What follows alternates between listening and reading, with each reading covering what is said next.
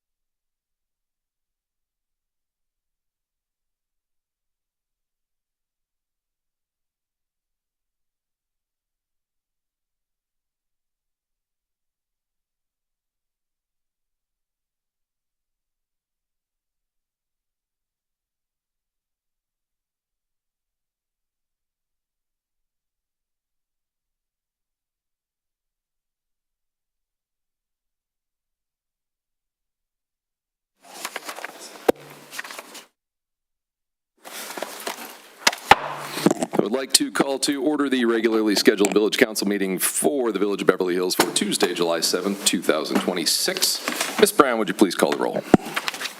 Mr. Aboud? Here. Mr. Drummond? Here. Mr. George? Here. Ms. Rajusco? Here. Ms. Kescometti? Here. Mr. Mercer? Here. Mr. O'Gorman? Here. We have a quorum. All right, with that, would you join me in the Pledge of Allegiance, please? Pledge allegiance to the flag of the United States of America and to the republic for which it stands, one nation, under God, indivisible, with liberty and justice for all. All right, with that, are there any amendments to the agenda or a motion to approve the agenda? Mr. George, at this time, I'd like to move that we approve the agenda as published. Support. Support from Mrs. Kescometti. All those in favor? Aye. Opposed? Mr. George, Yes. if I want to pull something off the consent agenda, can I do that when we go to approve the consent agenda? No. That's an amendment to the agenda. I would like to make a motion to reconsider because I'd like to pull the meeting minutes from June 16th, 2026 off the consent agenda to correct some errors in it. Does anyone have a problem with that? Motion to reconsider that Support. last. All right, so are there any amendments to the agenda? I would move that we take the first item off the consent agenda and move that to the business agenda 1A, and then 1B could be the next item. Okay, I mean, I just want to correct these. that's fine. Is there support for that? Support. All right, all those in favor of the amendment? Aye. Opposed? Now do I have an amendment to approve the modified agenda? Or a motion At to this approve the time, modified Mr. George, agenda? at this time, can I make a motion that we approve the agenda as modified? Support. Support from Mr. Drummond. All those in favor? Aye. Opposed? All right. We have an agenda, and none of that changes the fact that D is community project funding check presentation from Congresswoman Tlaib. So the podium is yours. I will not be long. Thank you so much to Council President and all that partnership with all of you, especially our city manager and others. But we were able to successfully, for 2024, we were able to get the $959,000, 752 to be total, for the water main, Beverly Hills water main lead service line replacement. This year, the request from Beverly Hills was for Beverly Green Park project. We got $250,000 for that. We're going to present the check. I have a certificate, but no, for the 2027, it's in the budget. I passed subcommittee. We submitted for $1 million, but they approved about $746,868 for the Village of Beverly Hills water main improvements. So keep giving us water improvements. Green Parks, absolutely, my residents love it, but we find that they like doing water main, fire department, anything of that sort for community projects. And for my residents, know that I get to put 15 requests every single year, and I make sure to give one slot, especially to the Village of Beverly Hills, and making sure you get your fair share of federal resources. And this is a lot more, direct earmark, direct projects. In the past, again, they've been able to work with them in getting the money in the ground with the various projects that we did before. So I really appreciate, again, your partnership. I know sometimes I get on Warren to submit stuff and everything, but I really do appreciate your patience with our team, and you've been wonderful to work with.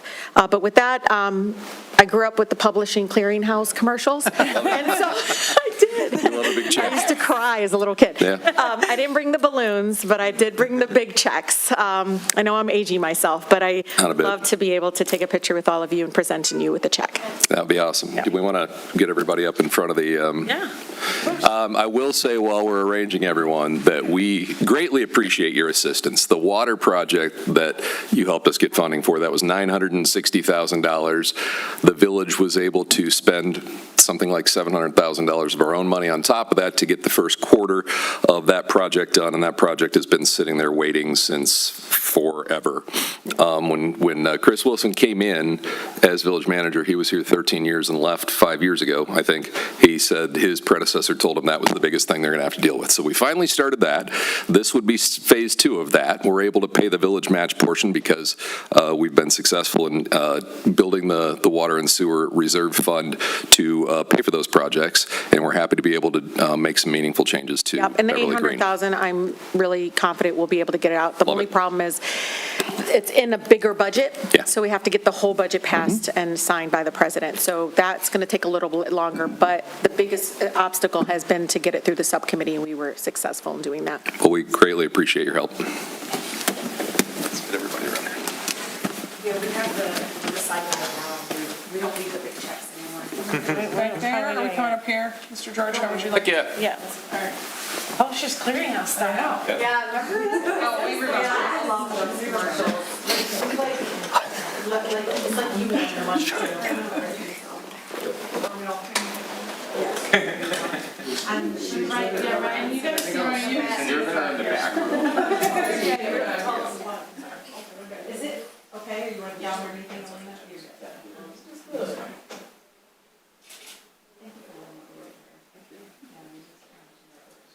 Can we just change some numbers?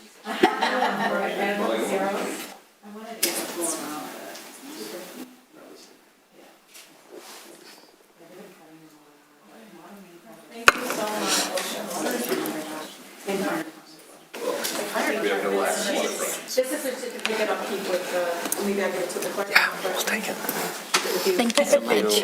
Appreciate it all. I'm gonna say you want to. I know, right? Well, we thank you, and if you have pressing matters to get on to, you're welcome to. Okay. I'm not trying to kick you out. I'm giving you the option of moving on to that other thing you have. So I appreciate it. All right, on to E on the business agenda, swearing in of new public safety officer. Director Arnold. Good evening, everyone, members of the council, members that are in the gallery as well. It's my pleasure today to introduce our newest public safety officer and have Ms. Brown swear him in. He is Officer Roswell Gifford. Roswell came to us by way of the Oakland County Police Academy, which he graduated in May. We sponsored him with the state grant that funds the Police Academy expenses for us. He also was already a licensed firefighter and an emergency medical technician. So he had two of the boxes checked off that we need for the three in order to be a public safety officer here in Grosse Pointe Park. Roswell is here with his father. Whoa. Beverly Hills. Yeah. Old hats. 29 years there, I'm sorry, yeah. Edit it out. Yeah. So Roswell, Chief's bringing the We're donuts a little tomorrow. higher on the niche.com list, all right? Thanks. can't put that toothpaste back in that tube. That's okay. So Roswell is here with his mother, who is a former West Bloomfield dispatcher, his father, who is a current firefighter engineer for Livonia Fire Department, and our very own Lieutenant Rob Ginther is his uncle. So he's got public safety in his blood. So without any further ado, I'm going to ask Ms. Brown to swear him in and present his mother with his badge, and she is going to pin his badge. Excellent. That's what we're gonna- When it's happening so frequently. So young. I state your name. I, Roswell Ginther, Do solemnly swear do solemnly swear that I will support the Constitution of the United States that I will support the Constitution of the United States and the Constitution of this state, and the Constitution of this state, and that I will faithfully perform the duties and that I will faithfully perform the duties of Public Safety Officer of Public Safety Officer in and for and for the Village of Beverly Hills, the Village of Beverly Hills, County of Oakland, County of Oakland, and State of Michigan, and State of Michigan, according to the best of my ability. according to the best of my ability.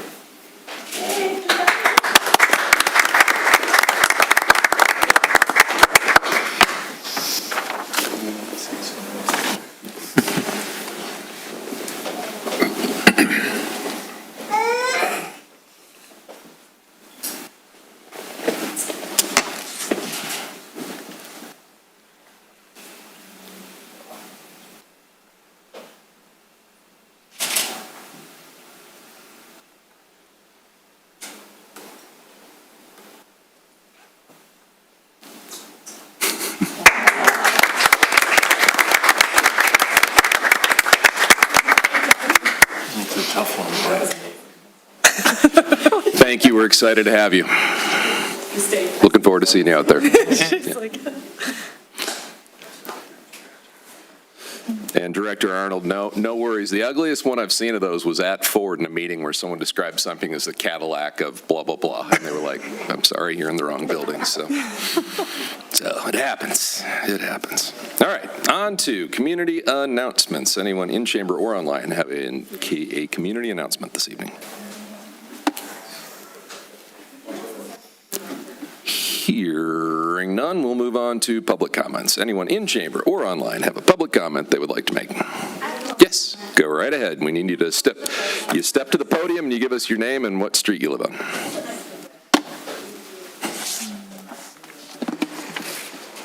Thank you so much. This is for the record. Thank you. Okay. Good evening, everyone. My name is Megan Mabey. I live on Dunblane Avenue in Beverly Hills. This is my first time speaking before any type of council. I've provided a report built entirely on publicly available records.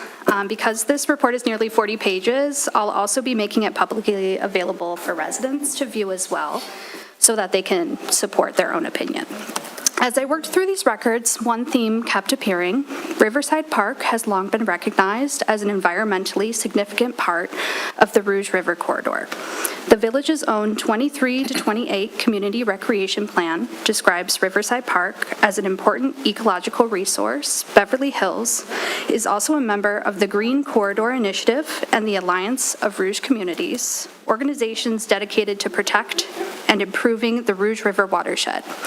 Earlier village records show coordination with EGLE and state environmental permits for previous work in this same river corridor.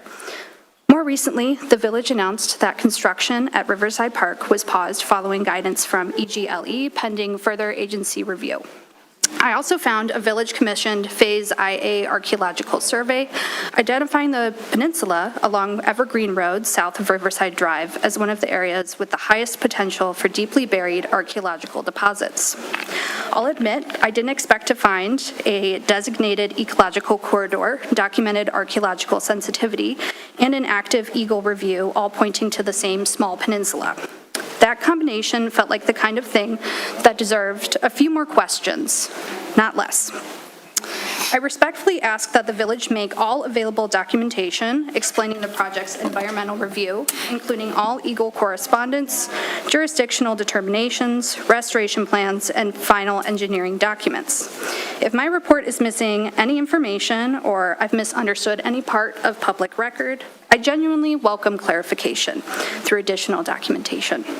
My hope is simply that residents can better understand the decisions affecting one of Beverly Hills' most significant natural spaces. Officially, Beverly Hills has less than 1% of their wetlands left. We have destroyed 99% of them for development and residential purposes.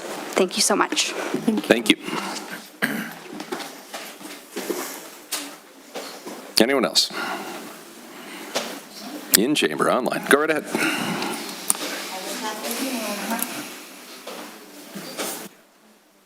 Just need your name and your street. Yep, I'm Jennifer Roma, 19777 Beverly Road, and I don't have a piece of paper memorizing what I should have done, but I just called the city early. I'm like, hey, there's a meeting today. So I've heard everybody's got issues with the deer, maybe like or don't like. However, my dog, so I've got a big yard, I've told you the address. We've got a fence in the back, and the deer now, we've got these two boys that keep hanging out, and he stomped on my dog. I've got a picture, I don't know how to send you whatever, but I don't remember which day that was July 3rd or 4th or something like that.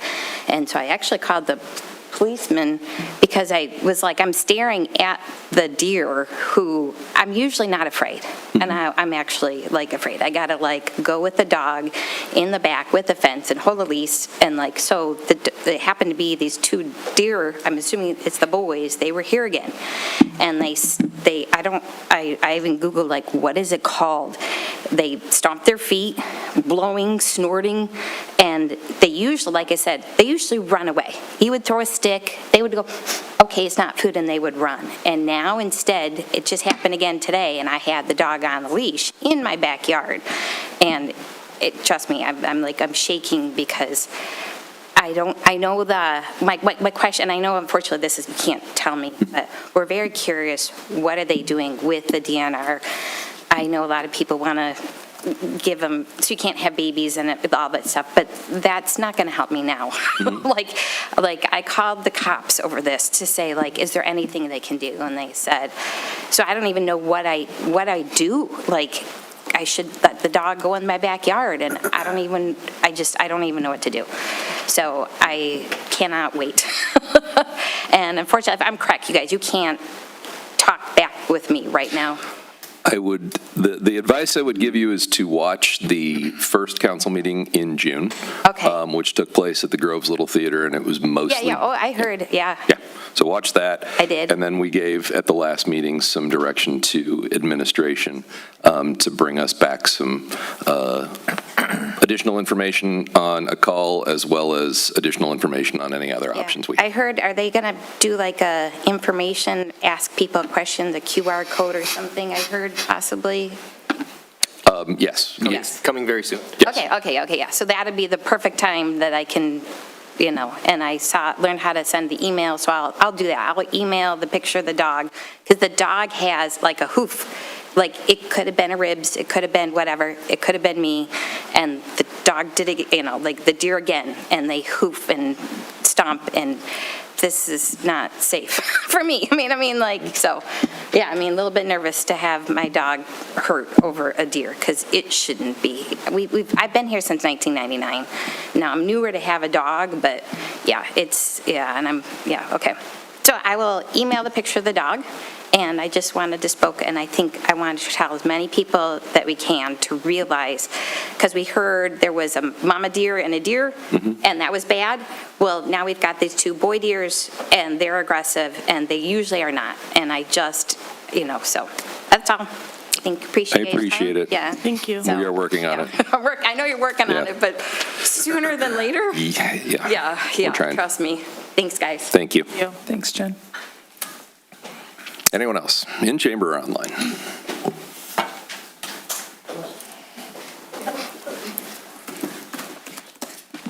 Gilbert, 15984 Amherst Avenue.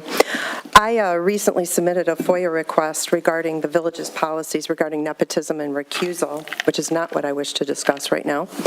My request was granted, and included in the information returned to me was pages 35 to 37 of the Village of Beverly Hills Organizational Policies and Procedures Manual.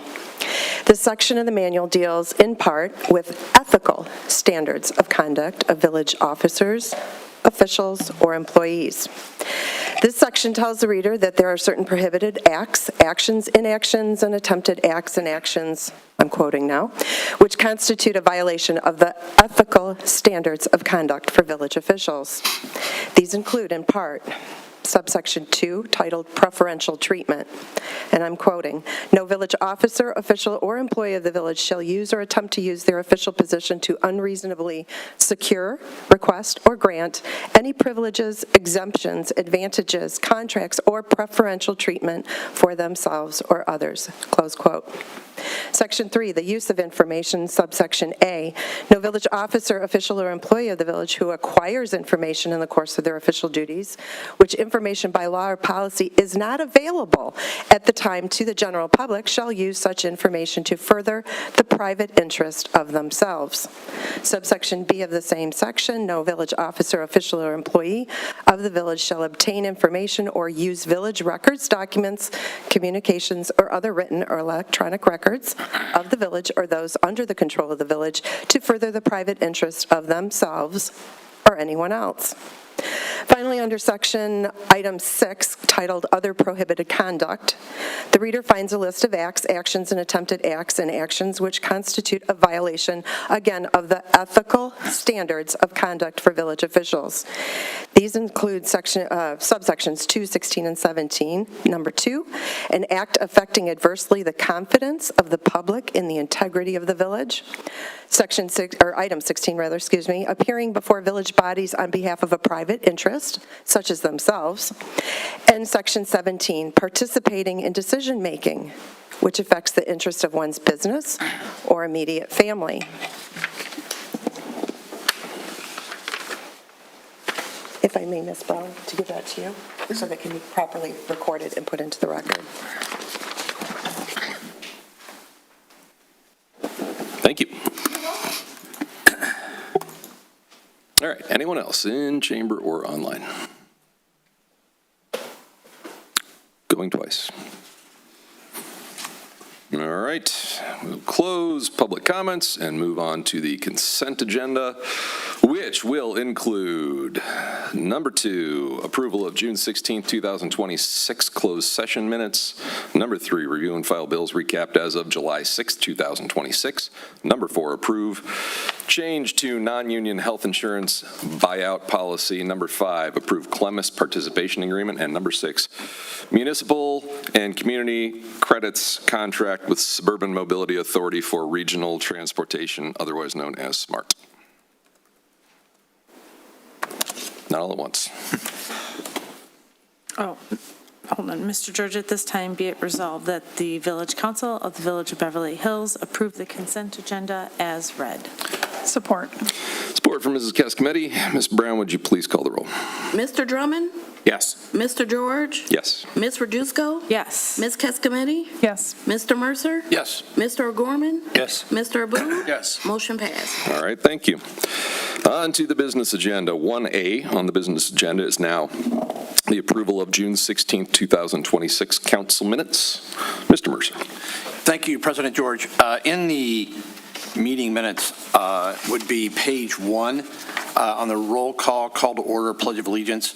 That should read President George called the regular Village Council meeting to order. And then also a little farther down under community announcements where it starts Director Arnold, I would like to strike after, in the first sentence, after was administered, the oath of office to Officer Vargo, just strike the oath of office. Did you get those? It was repeated. Okay. Ms. Brown got the notes. All right. Do we need to vote to approve those changes? All right. Was that a motion? Yes, I make a motion that we approve the regular Village Council meeting minutes of June 16th, 2026 with the noted changes. Support. Support for Mr. Aboud. All those in favor? Aye. Aye. Opposed? All right. Thank you, Mr. Mercer. Thank you.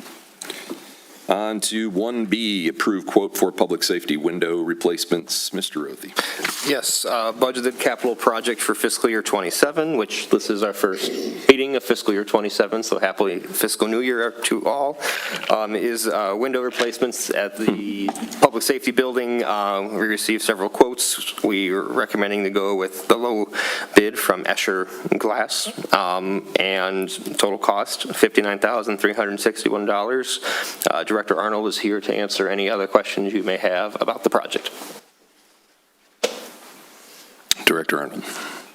Thank you for joining us. What questions do we have about windows? I know we... These are all the windows, right? Yes, 18 windows are being replaced. We're going to replace them with the sliders to awning windows, so they could be open without the worry of any rain or inclement weather. And just to give you the reason why we are looking to do window replacement, it's not uncommon in the winter months, and I've only been here since last August, but to find the command officers, the supervisors, and the officers wearing their coats and their knit caps in their ready rooms, in their report ready rooms, in their command rooms as well, because the windows are just too drafty. Originally installed when the building was built in the early 80s, I believe, so we are going to be replacing them with better thermal generated windows, aluminum windows, and this company came very well recommended to us. All right. I know we've been making some other upgrades. Happens when you got a 40-plus-year-old building, so. Yes, sir. All right. Questions? I did see the list of references. So.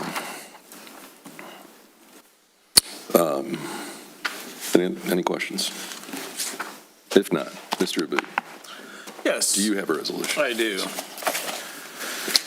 Be it resolved, the Beverly Hills Village Council hereby approves the quote from Escher Glass for public safety window replacement project in the amount of $59,361 and authorizes a 10% contingency.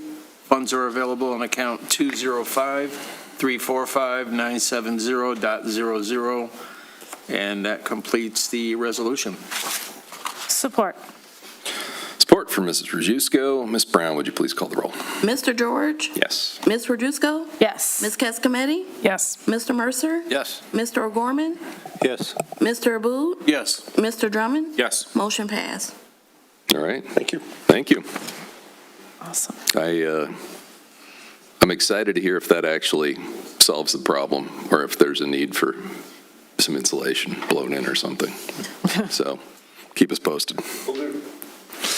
All right, on to number 2 on the business agenda.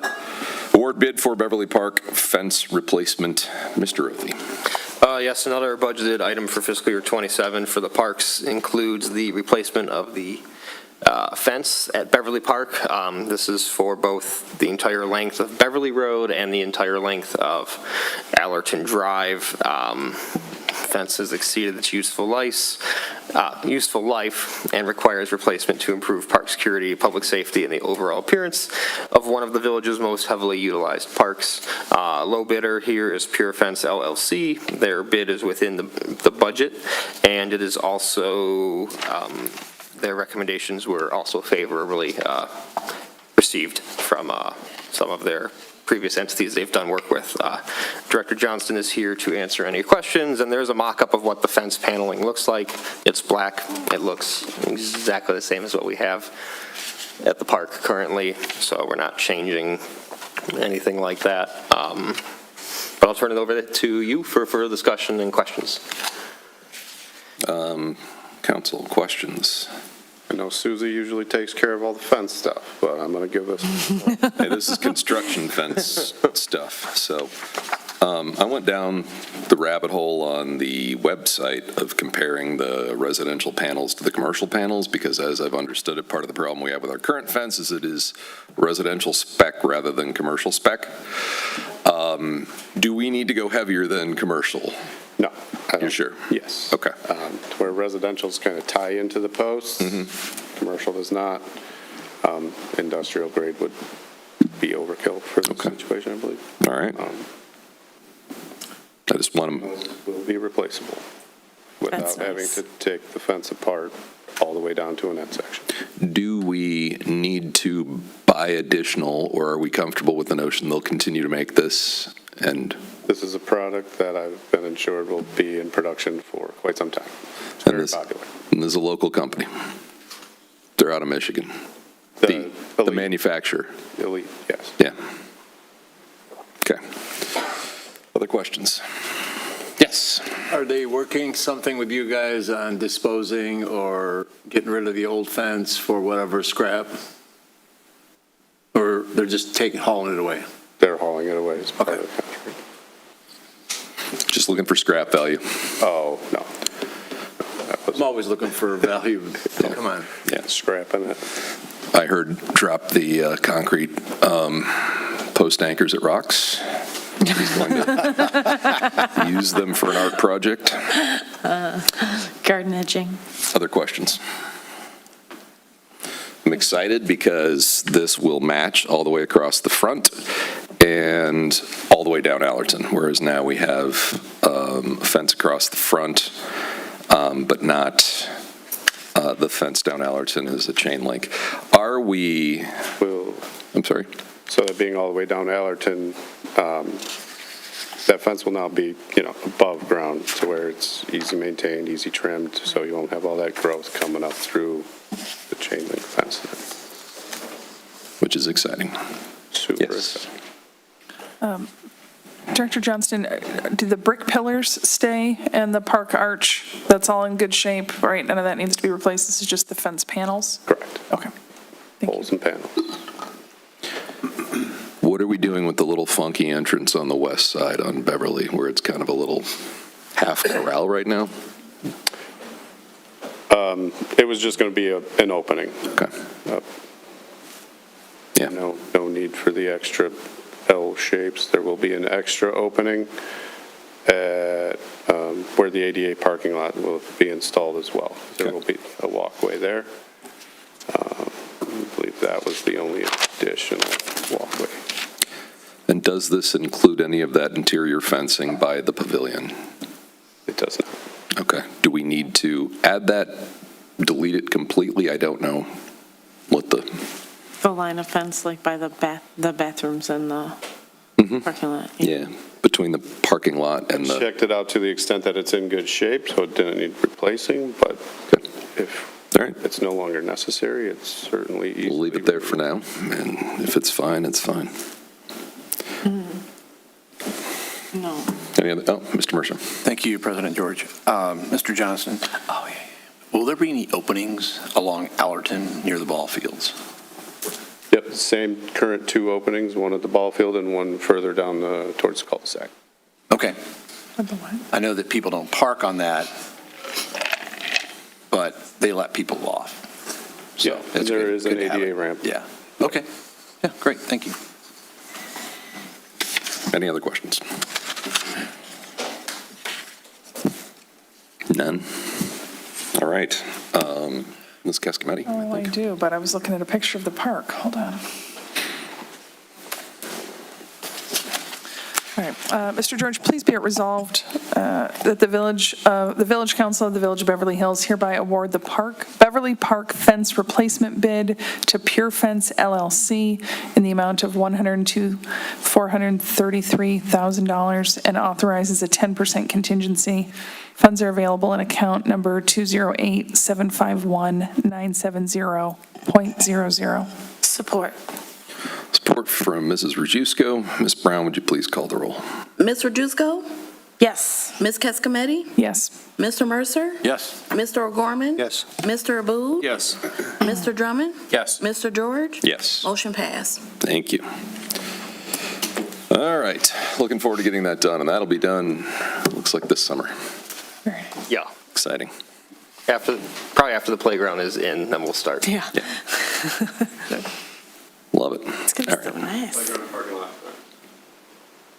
All right. All right. Bring it over and over again. On to number 3, ordinance number 395, second reading. Mr. Rothy. At its June 16th, 2026 meeting, the Village Council held a first reading on an ordinance that would amend Chapter 8 of the Village Code concerning animals. A memo from the village attorney was presented at that meeting. It's attached along with a copy of the ordinance itself. The document is unchanged from the first reading. I will turn it over to the council and attorney for further discussion. I don't know if we can, trying to think if we normally go with the, I guess you do you need to do the second reading and then we can have discussion on it? How do you guys typically handle it?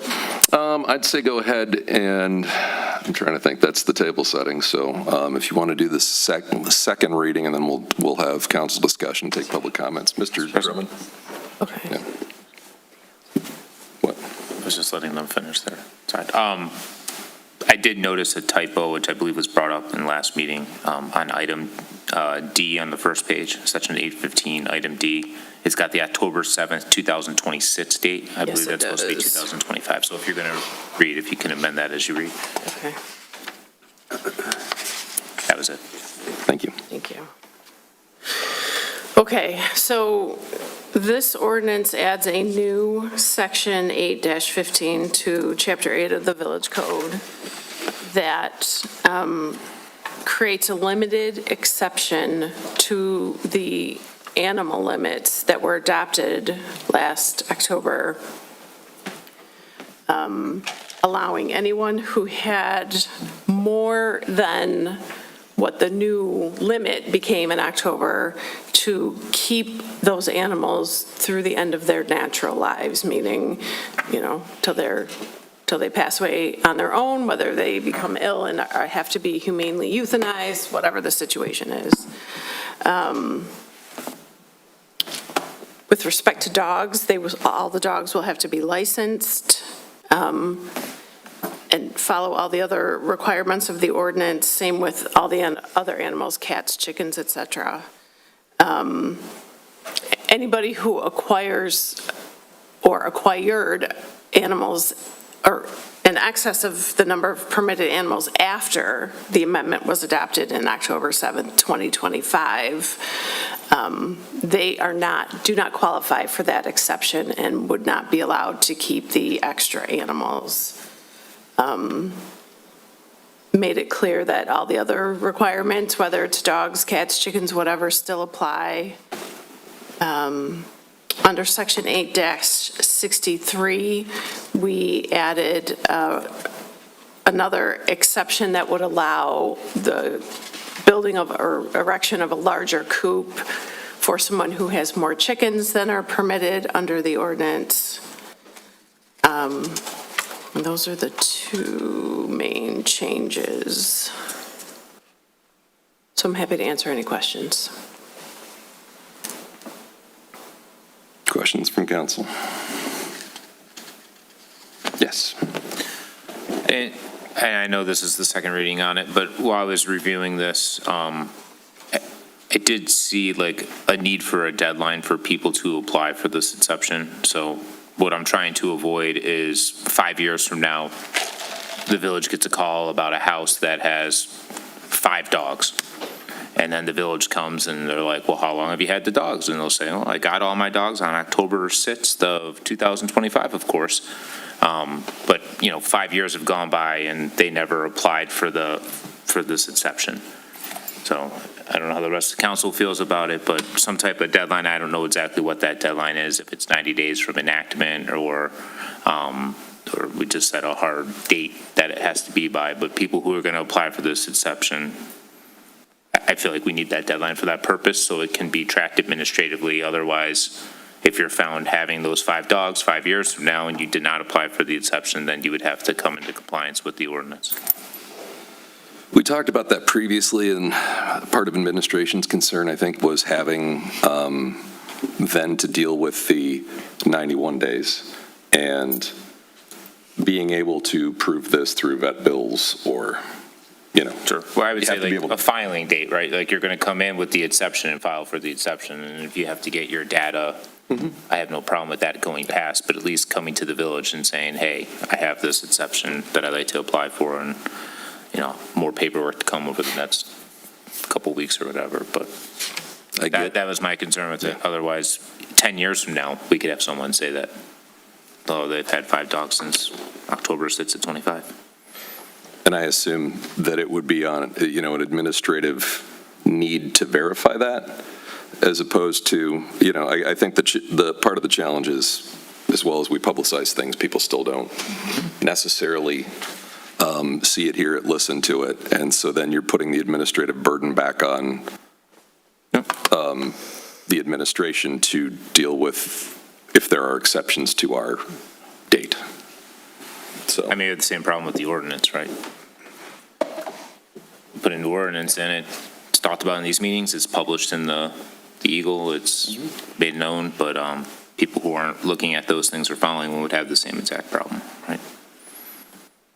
Ms. Cascamenti. Thank you, Mr. George. If it's okay, I'd like to think through this a little bit. So, Mr. Drummond, I'm wondering if administration runs into that scenario, because I'm thinking probably a small number of these, right? And so if we have that scenario where somebody has 5 dogs in 10 years and they say, yeah, here's our vet bill, here's our, adoption papers, what's the downside of whether or not that interaction happens with the village at day 85 or day 585? I'm just trying to think, like what's the need? Is it bringing people into compliance sooner? Is it, what do we avoid? Yeah, so my concern would be, it's an exception to the ordinance. So people have to request the exception. And if you don't give a deadline, no one will request the exception until they're issued a citation. So, and then part of the process in this talks about, there's inspections, there's other things that the village is doing over the time that this exception is in place. And that's why I think it's important to have a deadline for people to apply to the exception, so that way the village knows where the properties are. They're doing what they're committed to doing per the ordinance there. And it's a rule that everyone's supposed to be following immediately, right? Or as of October, and I understand that people who had the situation prior to it is not necessarily fair to them because the rules changed, but that's why we're considering allowing this exception so people have a way of maintaining their way that they were prior to the ordinance. Okay. My fear is if we don't have any deadline for an exception, no one will apply for it, then the village won't be doing what the village is supposed to do administratively by observing, maintaining, and following all the other rules. Because what will happen is the village will get called out on a nuisance complaint from someone about it, and then they'll be in the situation of, then the person will just file for the exception. I'm sorry, could I ask one follow-up? And because maybe I'm not understanding this right. I'm not reading this that the residents have to apply for an exception. I'm reading this as though it's, people are by right permitted to keep those animals as long as they meet the conditions. Am I missing that they have to, they have to be licensed or they have to be permitted? But we don't do the licensing, and so we're not the check on number of dogs or cats, right? Ms. Kolb, am I thinking of this wrong? So if I'm in that scenario, if I have 5 dogs do I have to come forward and disclose, or do I just have to have them licensed and keep them appropriately? It contemplates not a license, I'm not talking about like the dog license, but not a license saying, another tag on the animal's collar or a band around their leg, but it contemplates a notification to the township that we're not in compliance, and we weren't as of October of 2025. We want to take advantage of this exception. And I think it feels like it's different. A, I would assume that's an administrative function to lay that out, how the mechanism by which any code modification would be enforced. B, it would be different for dogs than it would be for cats because you're not licensing cats. So it relies on self-reporting, obviously, and the messaging should be sooner is better. I don't know in any circumstance how to prevent something 366 days, 91 days, whatever the number of days you pick is, 181 days. So, Not to belabor it, Mr. George, but Ms. Kolb, could you point out to me where that's contemplated, the disclosure? Oh, I see what you're asking, yeah. It doesn't specifically say that. So that's what I was trying to think through with Andy was, is this a by right, right? Because it says a person is permitted, I think is what it says, right? Any person who was in possession is permitted, or shall be permitted to keep such animals. So it doesn't say upon disclosing it to the, or upon. And so I think of this as, okay, as long as you're following all of the other rules, you're not creating a nuisance, you're not, whatever. You're licensing them. If it's a dog, if it's a chicken, you've got the coop, you've got the inspections.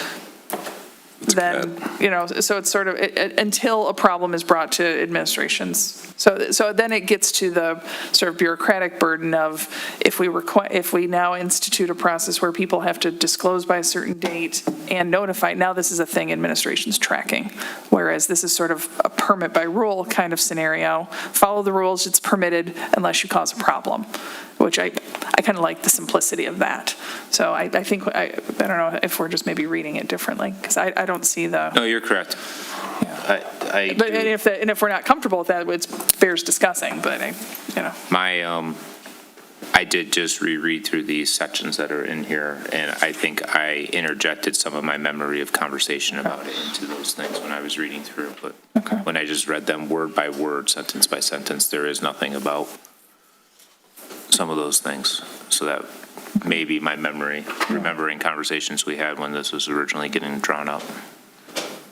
Can, Mr. George, if it's okay, could we ask administration, are you comfortable with this sort of concept of permit by rule versus what Mr. Drummond's contemplating, which was more of a disclosure up front and an acknowledgement? There are advantages and disadvantages of both approach. Again, what's put forward now is, again, essentially a permit by right as long as the condition is met. It avoids what happens on day 91, for example. This being said, I do not think there will be many individuals who would be eligible for an exception in the first place.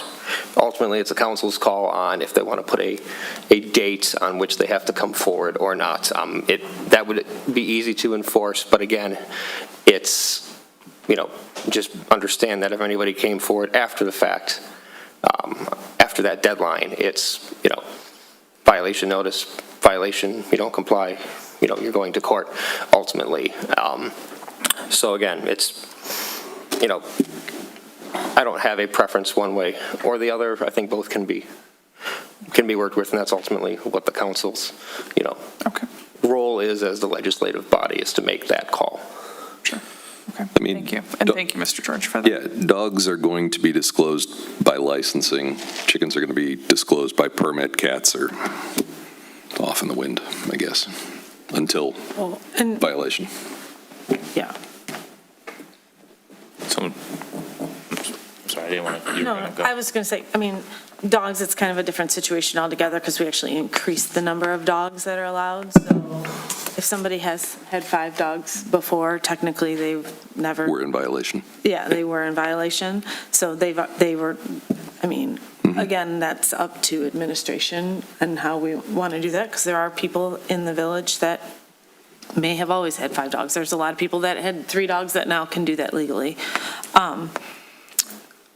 Mr. Drummond, when I was first discussing this with members of the group and administration, I was kind of right where you were. We're like, let's just make sure we get everybody known because the goal is really to make sure we have good regulation and people being inspected that need to be inspected. But then kind of understanding how it worked, and for those people that maybe didn't get the memo on day 91 and what our goal overall is in this, if it is to make sure that people come into compliance, then giving them that opportunity to come in compliance keeps them from hiding, right? And so they're still going to have to provide some sort of proof of ownership, and they're still going to have to be inspected once this is brought to their attention. But the way I like to look at it is it protects the village and it maintains our ability to enforce our licensing versus taking the chance of it going to court and the court changing those rules, right? So it puts the capability of administration to manage the situation until, outside of that 91 days. So that was kind of what, when we were discussing it, what made me go, oh, okay, I see what the goal is in not having that hard deadline. So when it was explained to me that way, I understood. Thank you for that clarification. I appreciate that. And in the original ordinance, I can't remember if there was a timeline when people had to file their permit, let's say for chickens, when they would have to file their permit. Was there a timeline on that? So someone who had chickens, who never filed for a permit, just could have them, right? Let's say they have 5. They can have them until it gets brought to the village's attention that they have them. At that point in time, they can apply for a permit for their 5 chickens, and they would be disclosing that they have more than the amount 4 that's allowed. And then they would automatically be granted into the exception if we leave it as is, right? Assuming they can prove they've had them since before. They would have to prove that they had them before, right? Mr. George? Yes. There is not a time limit under the current ordinance. Correct. For applying for. Correct. That permit. Right, but you have to, if you were to come forward, you would have to prove that you've had that condition since before October 7th, 2025. So there's no reason for anyone to apply for a permit until they're caught. At that point in time, then they would say, okay, fine, I'll apply for the permit, and then they'll get the permit, whether they have more animals that are allowed or not. I mean, you can say that about building permits, so. Sure. Yeah, so that's the challenge. Building ones get There's caught a also- little easier because they're seen from the street a little bit more, but it's just, There's also a limit of 15. So there is a limit of 15 permits. So there is an advantage to making sure that you have and are maintaining one of those permits. Because once right now, with the way our ordinance is written, once we're at 15, we can't issue anymore. So there is still that scarcity, right? Where if you have chickens currently and you want to be able to keep them, you need to get one of those 15 permits. So, I mean, in that instance, there motivation. is a little bit of motivation, I think. That's a good point.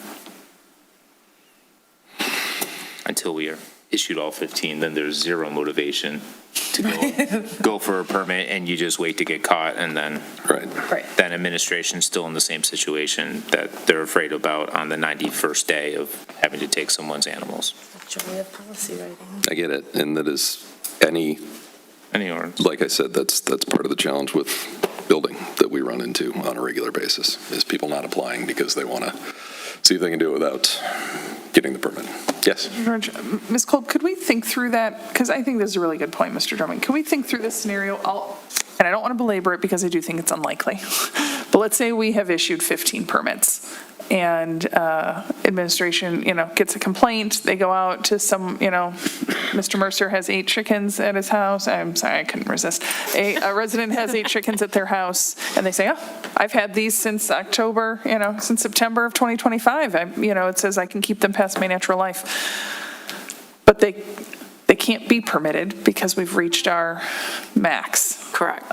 So they can't really come into compliance. I mean, they can come into compliance with the physical requirements of the coop size and whatnot, but they, if they were coming in with new animals, they wouldn't be granted a permit, right? And so what I think through is, and I know this is maybe not the most compelling part of this discussion, but what I think about when we talk about this is, that we're talking about living creatures and we're talking about families with living creatures in their homes, right? And so is that scenario any different for that family and what they would have to do with their animals? If all the permits were issued, all 15 were out, then I would say they can't get a permit and they have to get rid of all of the animals. Because they can't, like you said, they can't come into compliance with the licensing requirement.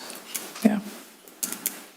I think that's, go ahead, Mr. Mercer. Or they can exercise their right to take it to court. Right. They can challenge it. And right. we're back in court. Right. It does seem We don't want to be. the extreme and unlikely scenario because I think 15 is. And I mean, how many? We've got 2 applications out there. 3. There are 3 from applicants with 4 chickens or less. There are 2 that I believe would be able to be issued under this ordinance, which would bring us to 5. Or 5. and I would assume that falls in F, which is residents who qualify for this exception under this section are still required to comply with all of the requirements found in this chapter and elsewhere. Correct. And so if there are no permits, Yeah. you should have come forward sooner, Yeah. I would assume, is the answer. Okay. I think I can be at peace with that. Thank you. Any other questions? Public comments? Anyone step to the podium, give us your name and street, please.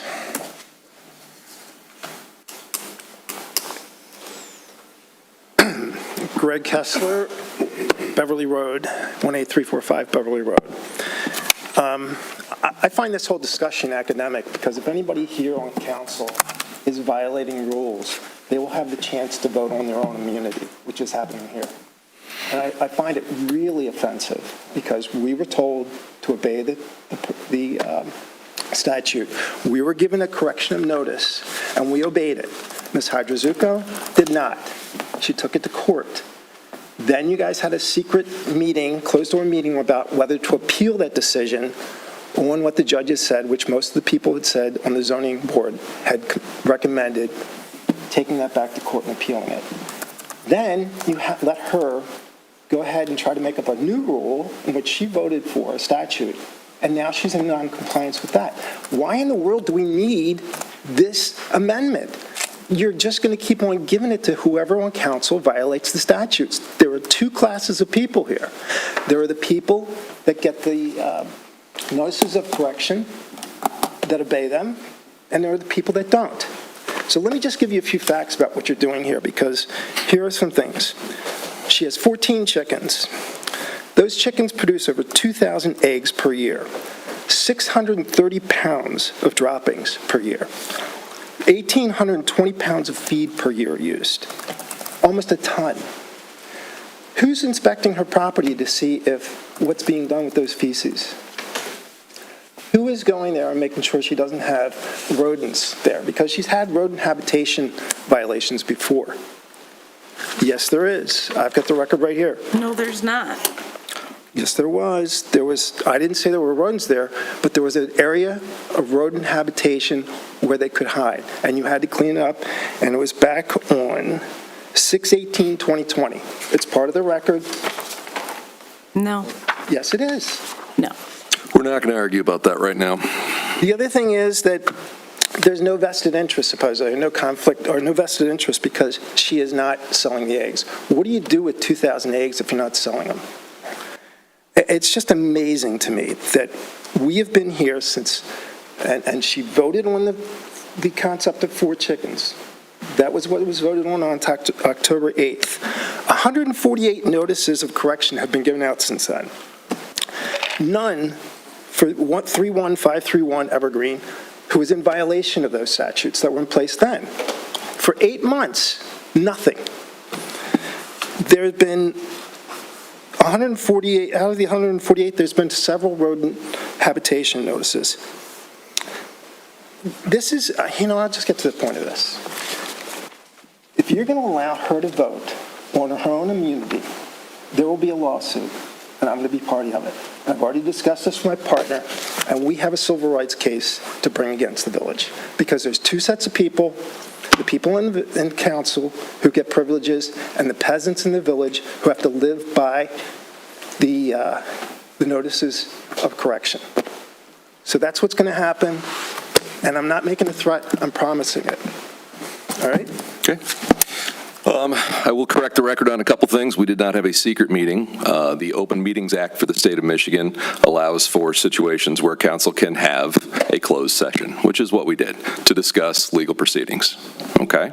That's number one. Number two, when you talk about correction notices, as I discussed at the last meeting when we brought this up, if someone wrote a correction notice to me for my lawn being too long, I can either correct the action or I cannot. If I don't correct the action, I'll get a ticket, and then I can either pay the ticket and correct the action, or I can go to court. So if someone got a correction notice and they chose to correct the action, that's their choice. If they chose not to correct it and to accept the ticket and then go to court, that's also their choice. So I don't see it personally, and this is me personally, as 2 classes. I see it as how people choose to deal with the code as it's written and is being enforced. And there are 2 different paths that people took on how the code was being enforced, and it's got 2 different outcomes. It truly, that path is available to anybody.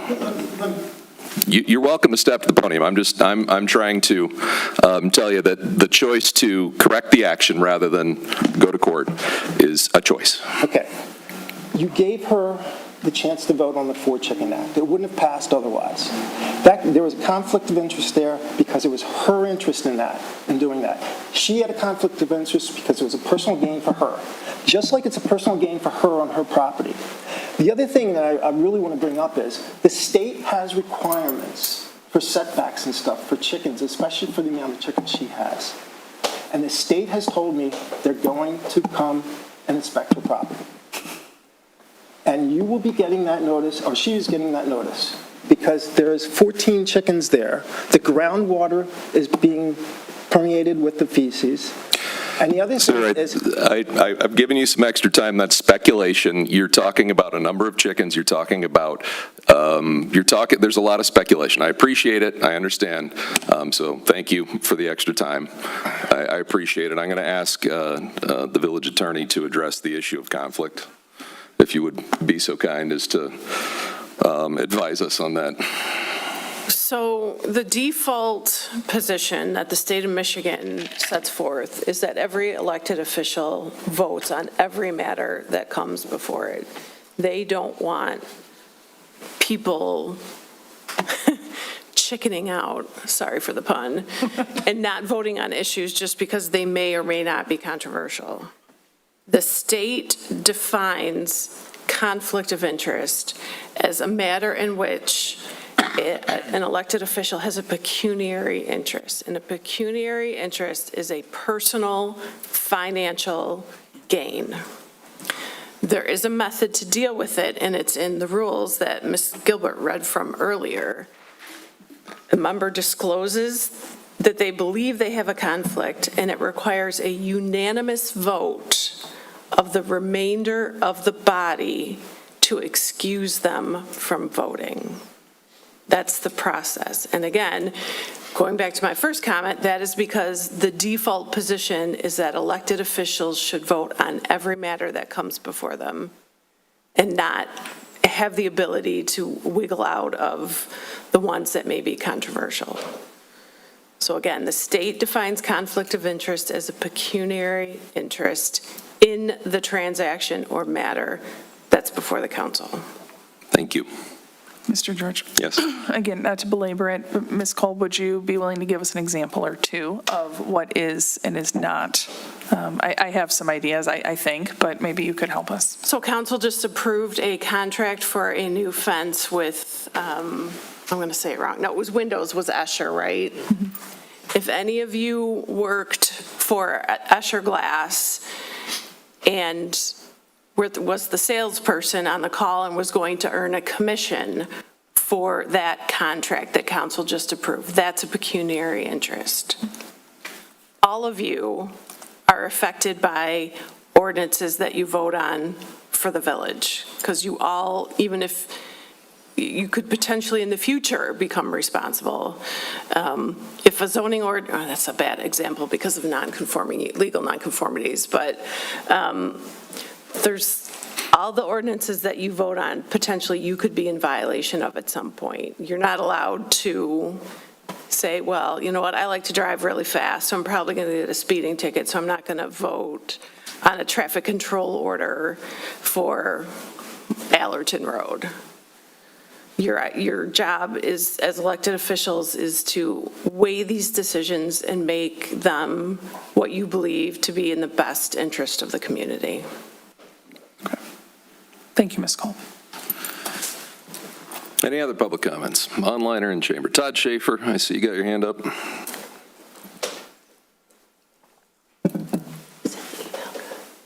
Sorry, took me a minute there. Thank you, President George. I guess I can lower my hand as well. Yes, you've obviously received correspondence from me multiple times, so we don't have to rehash all of that, but some of it may not have made the record, so I'd like to reiterate for the record that I oppose this ordinance in its entirety on the basis that it essentially allows current violators of the law to continue indefinitely being in violation of the law. So by virtue of the fact, as Mr. Drummond pointed out, there really is no motivation for somebody not in compliance to come into compliance until they're caught. And yet the law already requires them to annually get a permit and to annually get dog licenses. So with regard to dogs and chickens, they should be, they already are potentially in violation if they aren't. Maybe they're only licensed the animals that are currently allowed under the ordinance, or they'll essentially be ignoring, 2 steps of the ordinance. As poor Mr. Kessler indicated, the ordinance obviously creates unequal treatment for residents. As a reminder, chickens were never permitted in the village until you passed Ordinance 392. And so this isn't any kind of legacy situation. Folks were already in violation of the law. Whether or not the state views this as a conflict of interest, I don't think there's any question that having to get rid of animals that you've purchased is a pecuniary impact to people. And given that there are a total, according to Mr. Rothy, of 2 people that may be looking to benefit from this that are known, and one of the 2 is a council member, it's hard to square that with any kind of statement that this is not a conflict of interest. Finally, to just say, well, when somebody's caught, they'll come in and we'll sort out the facts then as to whether these extra animals were okay. In that, the administrative burden of dealing with one of those is going to be worse than 5 potential permit holders trying to identify, and apparently it's only 2 that might have excess chickens, having a period of time, perhaps when they come in for their next permit, because everybody will, of course, come in for their chicken permit and their dog licenses. At that time, if they don't bring up the number that is in excess of those permitted under Ordinance 392, they should be stopped from ever seeking the benefit under Ordinance 395 should you pass it. Thank you for the time. Thank you. Can I ask a question? Yes. Mr. Schaefer is a member of the bar, and he mentioned something about people that had chickens ahead of time being in violation of the law. Mike, we lost our TV, so I don't know if we lost everything. Hey, we're back. Is You could that, restate it because I don't know what we missed. so Mr. Shafee ahead of time to be called, essentially, criminals, which they were violators of the law. And I feel like it is an unfair narrative. And so were people that owned chickens before this ordinance passed in violation of any laws? So that's kind of a difficult question for me to answer because I don't know what was in place before. I understand there were provisions under the zoning ordinance that addressed animals. That was the subject of the legal challenge last year, but I don't know what that ordinance provided. So, because as I mentioned very briefly, if you have a use under the zoning ordinance, it may be considered a legal nonconforming use and allowed to remain. But I don't know, unfortunately, the text of the ordinance that was removed. Obviously, if it was in the zoning ordinance, it was struck. So there was also another section that I would encourage residents to make sure, all animals were allowed. And I think that it is irresponsible for us to tell, it was under Chapter 14 originally, not under the zoning ordinance. It was dogs and other animals, and there was 31 sections to that ordinance that I think people need to be aware of. Essentially allowing the keeping of all cats, dogs, and other animals. So I don't think that it is fair to anyone in this village that owned different animals, whether it was a quail or anything else, to be told that they were breaking the law when they were not. And I understand that people have different opinions on where things should go, but I do not and will not sit here and listen to anyone, especially members of the bar, tell the community that they were breaking the law for living their lives with animals that were allowed. And Chapter 14, that is where all of our verbiage around animals was after the zoning ordinance was struck. So I don't know, maybe we can make that available to people. Maybe it's something they might want to FOIA. The other piece to keep in mind is it depends on what the punishment was. People like to throw around the word criminal, but if it was a municipal civil infraction, that is not a criminal action. It's a civil action. So the current animal ordinance, a violation is a civil infraction. It's not a misdemeanor. So a municipal civil infraction, again, is not a crime. It's just a civil matter punishable by a penalty only. Okay. Other public comments, online or in chamber? Go right ahead. Gilbert Amherst, I just have some clarifying questions, please, for administration. You go out, you do the inspection. I've heard 14 chickens last year. I've recently heard 12 chickens. How do you know, from an administrative perspective, when you go back next year, how do you know that those are the same chickens? That's an administrative matter to deal with after we pass this. We're not doing questions and answers with administration currently. You're welcome to detail your questions, and depending on the outcome of this. Okay, Mr. George, I got it, okay. I need my phone, though, real quick. I don't understand the the pecuniary financial gain, which says to refer to any monetary benefit, profit, economic advantage that can be valued in money. Well, if you get a ticket and you have to fight it in court, there's a monetary advantage to not fighting it if you don't have to. You're not going to. Can someone further explain that pecuniary advantage? Because I see several pecuniary advantages of giving people special treatment.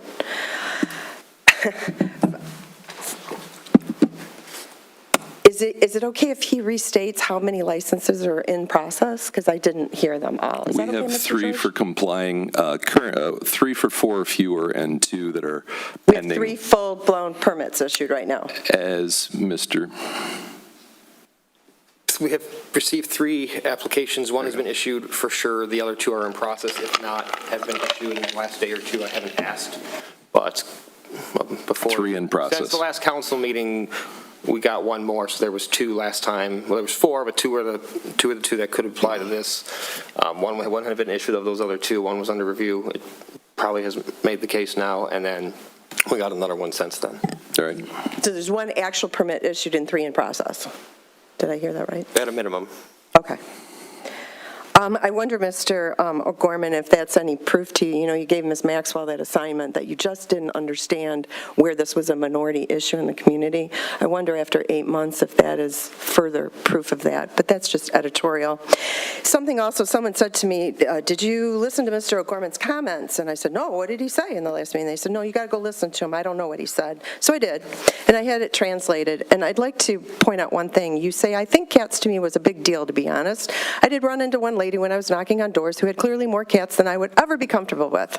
And, you know, she loved her animals, and it was COVID and at times, so I stood 15 feet from the door when I was talking to her. You know, the cats are running around, and all I could think was, wow, could you imagine that I've just put just a policy in place that was this woman with her multiple cats, and, you know, don't know she still lives here, but, you know, if there's anybody who had those animals, and then somebody complained that she had too many, wasn't a nuisance or anything, and somebody made her get rid of her cats, would be heartbreaking. So I can't say that people feel the same way about cats as they do about chickens, but I try to come as these things objectively. I think that last statement's odd because it's all emotional.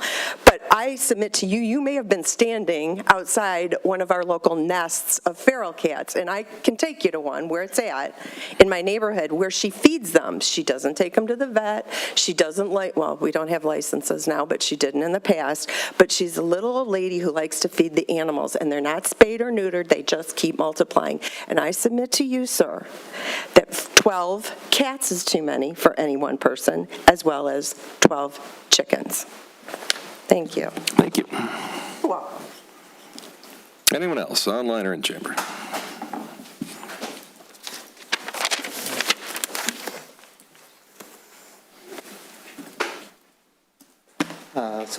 Dale Young, Riverside. So I'm not going to go through the whole list of arguments from last time.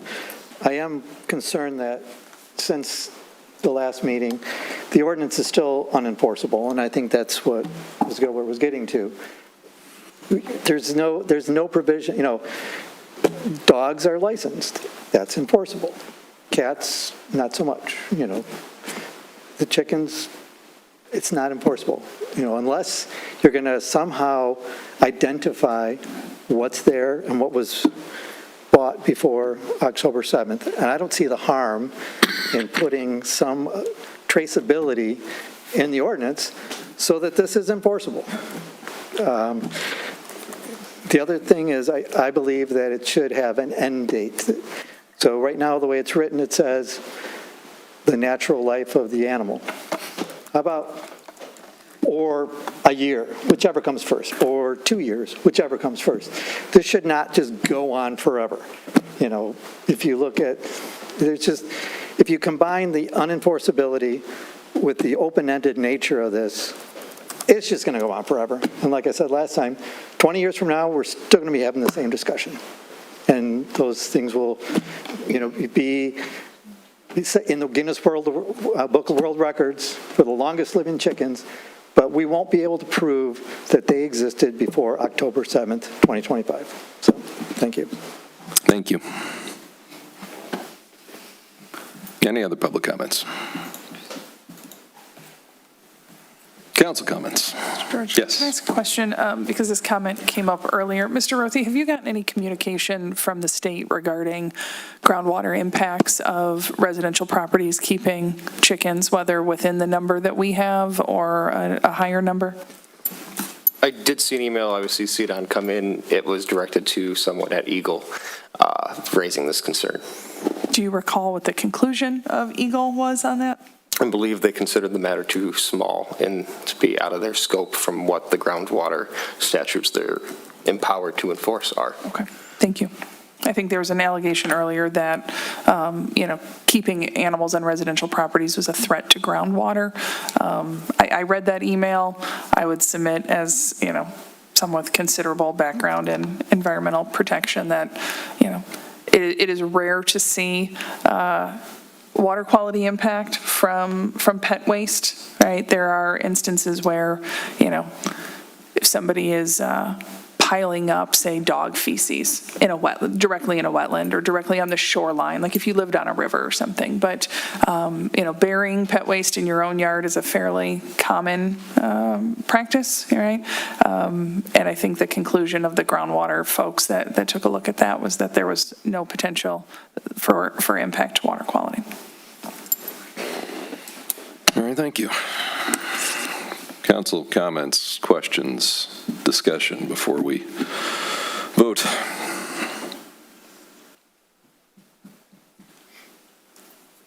Nobody? All right. Mr. O'Gorman, do you have a resolution? I believe I can, there's not a resolution in the packet, right? So I can verbally, I can verbally believe it would be adopt the amendment as published. Yep, yeah, as published, with the date change to that one section. Oh, with the one amendment? Sure. Yeah. Be it resolved that the Council of the Village of Beverly Hills adopt the amendment to Chapter 8, Article 1, to add Section 815, and to add Chapter 8, Article 3, Section 8-62, as discussed, with the one amendment in Article 1, Section 815D, modifying October 7th, 2026 to October 7th, 2025. Support. Support from Mrs. Cascametti. Ms. Brown, would you please call the roll? Ms. Cascametti? Yes. Mr. Mercer? No. Mr. O'Gorman? Yes. Mr. Abboud? No. Mr. Drummond? Yes. Mr. George? Yes. Ms. Rajusco? Yes. Motion passed. Thank you. All right. I'm sure people will have comments during comments if anyone cares. Council. Last on the business agenda, first reading of ordinance number 396, which is related to electric or battery-powered vehicles. Mr. Rothy. Sure, and if the council doesn't want to even say that this was a first reading, if there's things they want to tweak still, we can certainly do that, but we do just have to have an official first reading before we have the ability to adopt it. So just want to throw that out there. We've heard a lot of comments, and we've seen firsthand just the operation of e-bikes and other electric vehicles throughout the village and just the surrounding communities. At the request of the council, Attorney Kolb has put together this ordinance, which is new language, mostly on e-bikes. Some strengths of it is it incorporates the e-bike definitions that are used by the state of Michigan in their law, Class 1, 2, and 3. Specifically, again, we're covering our bases with mopeds, electric scooters as well. There's a lot of regulations, which I won't go into a ton in detail, or Attorney Kolb can as well, unless you'd like us to. Again, Section 1 is definitions. Section 2 requires compliance, basically. You have to follow what's outlined in this ordinance. Section 3 establishes parental responsibility for any minors who are violating this ordinance. Section 4 is the various use and operation standards for the vehicles, including e-bikes, such as where they're allowed on sidewalks, bikeways, or in the streets. There is no Section 5. It's a typo, so we'll clean that up. So dropping down to Section 6, which will be the new 5, outlines age and helmet requirements. Section 7 establishes speed limits. Section 8 deals with parking and obstruction. Section 9 essentially gives the village to further restrict in unpaved trails or nature areas by posted signage. So if it's not a park or if it's not a right-of-way, we can still regulate. And again, Section 10 is the penalty, which is a municipal civil infraction, which is how we normally do all of our ordinances of this kind. Section 2 of the proposed ordinance amends the Parks and Recreation part of the code specifically to make it unlawful for any person to operate a Class 1, 2, or 3 e-bike in a park other than in the parking lot. So they can, enter the property, park the bike at a bike rack, and they could ride it again in the parking lot to do so, but they couldn't go to other parts of the park. So that's a quick summary of the moving parts. Happy to discuss further. Attorney Kolb is here, as well as Director Arnold, if there are questions of just ability to enforce and whatnot.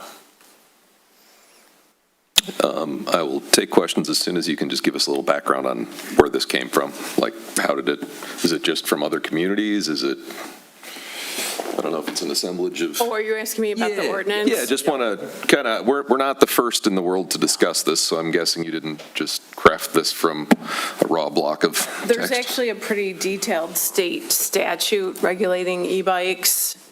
On state land. On state land.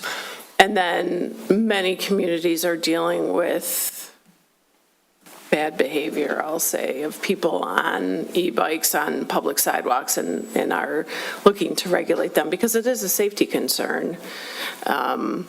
So, yes, I have drafted several of these ordinances for local governments, adopting much of the state regulations, but having them apply at the local level.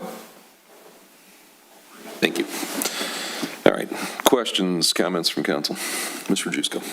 So Mr. Eisenman couldn't be here tonight. He actually sent me a text, so a couple questions, and some of them are things that I also had been looking at.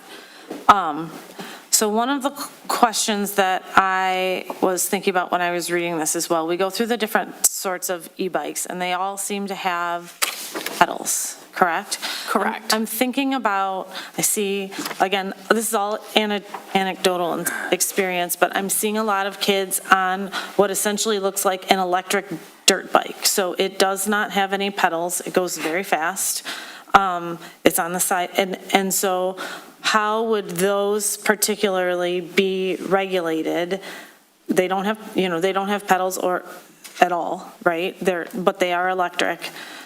Where would that fall into this? It's essentially an electric motorcycle. Yeah, so it's going to depend on the size of the engine. It's either going to be a moped, which has an engine under 100 cc's. Okay. And anything with an engine bigger than that is going to be more. Electric stuff. These are all these little. Gas. Yeah, those are. I understand. Okay. I understand, but the state does not differentiate when you're looking at mopeds and motorcycles between electric and gas-powered. It just goes by the size of the engine. Goes by the size of the engine. Okay. So a battery electric- would be smaller than 100 cc is how that would be? That would be yeah. Okay. Whatever the equivalent of that is, I don't know. Yeah. Batteries would have to be converted to kilowatts, Which we'd have which to. is in here somewhere. Yeah, I guess part of what I want to make sure is that when people are trying to figure out what they are and allowed to do where, especially for the ages, that like if it is electric, like we have whatever that is so that they can look on their manual and go, oh, my 12-year-old can't drive that, but when you turn 14, you can. The other thing that when I was reading through this, I think about people walking with their kids, and I live right in front, like essentially the highway to Groves High School, so I'm seeing kids flying by all the time. I think that 20 miles an hour is too high of a speed limit for the sidewalk. I think we should probably cut that in half. If you think about a kid on a sidewalk going 20 miles an hour, running into a toddler on a tricycle, it's going to do a lot of damage. I think that, 5 miles less than the street doesn't give you the right to be on the sidewalk. So that would be something that I would consider us looking into. And I think those were my two big ones. The only other one that I wanted to think about was the part that was talking about, what was it? the age for just a regular kid out on their bicycle being 7 years old unattended. I just think about my neighbor's kids riding Street. in the street, right? But On the sidewalk, there was no limit. okay, so it's in the street. I just think about, Ronsdale, there were a lot of young kids and they didn't have there is no sidewalk for them to ride on. So there is always a bunch of kids riding back and forth to friends' houses and they may not have quite been 7 yet. So I could go either way on that one, but I think it's something we should maybe consider discussing. That's all I have. Thank you. Other comments? Yes. Section 4, item C, part A, second line at the very end, there's a typo that says E0 bikes. Yep, I got it. And then part D has a delta, item 2, in the same section, it says class, so it's this one and the one above. So in part C talks about the use of sidewalks / bikeways. In B specifically says class 3 electric bicycles are prohibited on sidewalks, bikeways, and in a village unless specifically permitted by village signage. And then in item D, number 2, class 3 electric bicycles and mopeds are prohibited on sidewalks. So the language is slightly different between those two things. I think they're kind of trying to say the same, and I was also questioning whether C and D are supposed to be consolidated into one thing. I know one is the use of sidewalks and the other one is sidewalk usage or use. If those were intentionally two different items or if they were just kind of pulled in the same. But then I was just concerned that D2 conflicts slightly with CB. And if that was going to create an issue down the line. Okay, I feel like I looked at this before and I had an answer in my head, but I can't remember what it is, so I'll take a look at it. It's okay. Yeah, I'm fine not making this the first reading, and I don't know if we want to take community feedback on this, or One thing I do want to, just to add to this, normally with an ordinance, we don't have to have a public hearing. Zoning ordinances, public hearing at the Planning Commission. The state law that says we can do this requires that whenever we do before we adopt it, we have to have a public hearing. Yeah. Just, so that's a little bit different than how we've done things with other ordinances, including the earlier one today, but I just want to say that we're going to do it a little bit differently whenever we get to that first or second reading, because it's just a state law requirement. Sorry for interrupting, I just wanted to point that out before I appreciate it. Forgot. Yeah.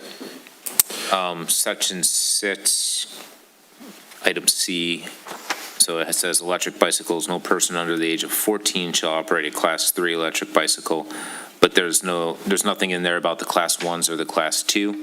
And item A in that same section only talks about bicycles, not e-bicycles. Yep. Yeah, so I'd like to get something in there with the class 1 and class 2 maybe for a helmet and age requirement. Can we just require helmets? Well, and then that's my next one. So item D in that same section talks about the helmets. And it, says that someone on the age of 14 to 18 must wear a properly fitted helmet. I know from when they're operating in class 3. When they're operating in class 3, correct. Only. Right. Only on a class 3, right. So there's nothing in there for a class 1 and 2. There's no helmet requirement. And then on the class 3, it just says properly fitted helmet. It doesn't mention fitting any type of standard like the National Transportation Association 8776, which is the cert that's recommended by most organizations for the e-bike helmets for class 3s. Can I add one thing to that before it falls out of my brain? Can we make sure that's for passengers and operators? I've seen many a friend on the back where the rider has a helmet and the friend does not. Yeah, so really the request there is I don't want someone literally with just the Home Depot bucket on their head saying it's a helmet, right? We need some type of helmet standard. And we do have language though that says if the bike is only designed to seat one person, you can't have two people on it to begin with, so. Yep. And I'd probably like to know whether there are other places that require a helmet for Class 1 and Class 2, because going over the handlebars at 20 miles an hour is not good. I don't know that it matters that you're at 27 or 28. I think parents would appreciate a little support.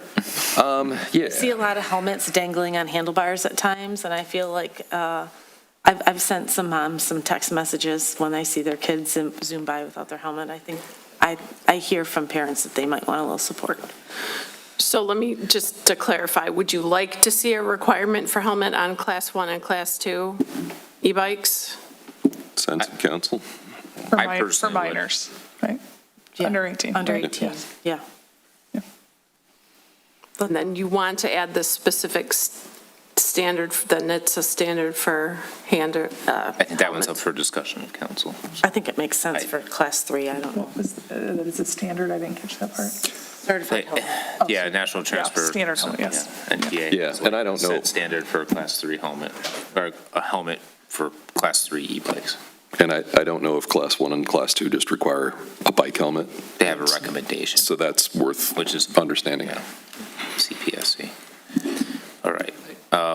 Sorry to keep going on the list here, but while I'm on a roll. Section 7, item C, says Class 3 electric bicycles shall not exceed 28 miles an hour while using the motor assistance function. I'd also like to add to that, and must follow posted speed limits while riding on public streets. So the speed limit's 25, they can't go 28. Yeah. They gotta go 25. I mean, do we? They're not licensed vehicles, so that's like where this kind of falls through, like. Yes. You know. Well, As a competitive cyclist, driving your pedal bike at 30 miles an hour on a 25 is technically illegal. I think. Ms. Cole can check me on that one. But. Yes. So, to your mic. Yep. So going on the sidewalk, and I know the state law says one thing, but we still can have our own rules, right, on e-bikes? Right? Yes. So I wouldn't want to see anybody going more than 5 miles per hour on a sidewalk, personally. I mean, when you're going 20 miles per hour on a sidewalk on an e-bike, it's just, I don't think it should be allowed, period, on sidewalks. I think 20 is fast. Yeah. I think some people run faster than 5, though, so maybe we should. I mean, I rode a sled like on snow, and I was going 20 miles per hour, and it felt like 80 miles per hour. And can you imagine on an e-bike, it's like, you don't have all that weight, you don't have all that gear on a sled, but you're just like ready to. Yep. So awesome. I don't know if this fits under Section 7 to add another item that said riders must obey all posted traffic signs. So if there was a stop sign or a stoplight, they obviously have to obey those. They can't just blow through them. And then I wasn't clear on Section 10 and the penalties. I know it refers me to Section 19 of the Municipal Code, which doesn't like have like a fine structure or anything. It's kind of pretty loose, and it's not this 19, right? It's the 19 of our code, right? Correct. Right.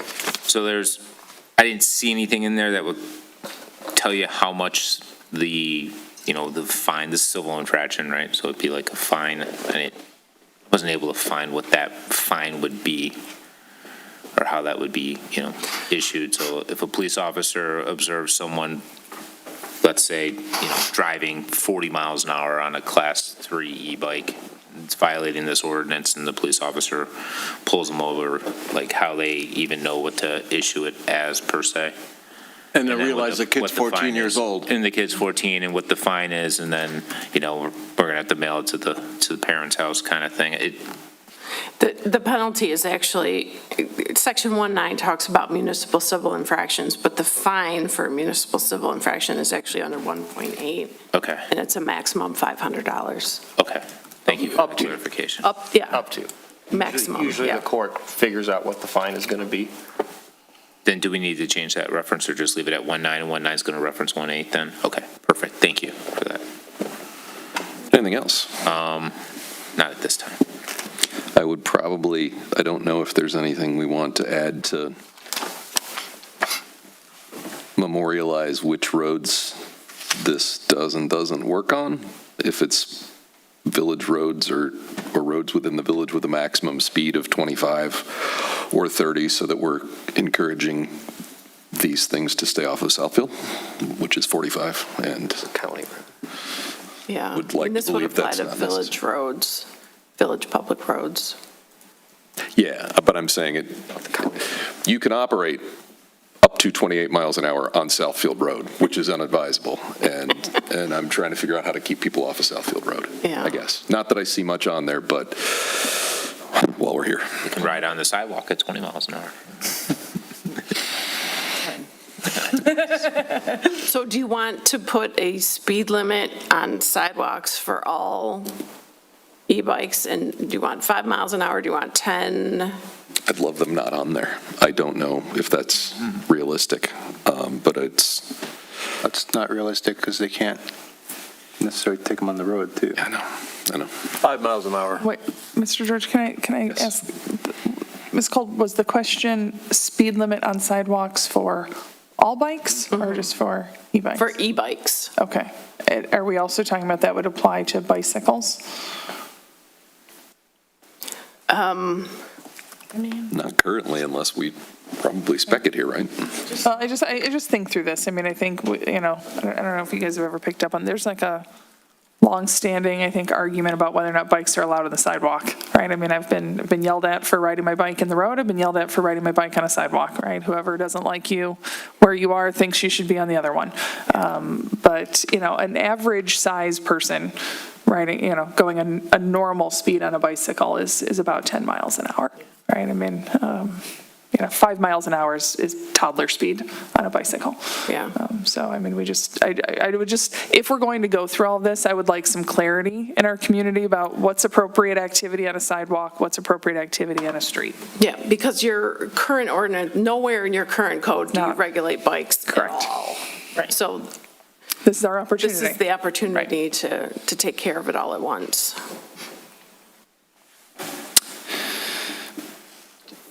I mean, I think 10 miles on a sidewalk is fair. I think it's fair.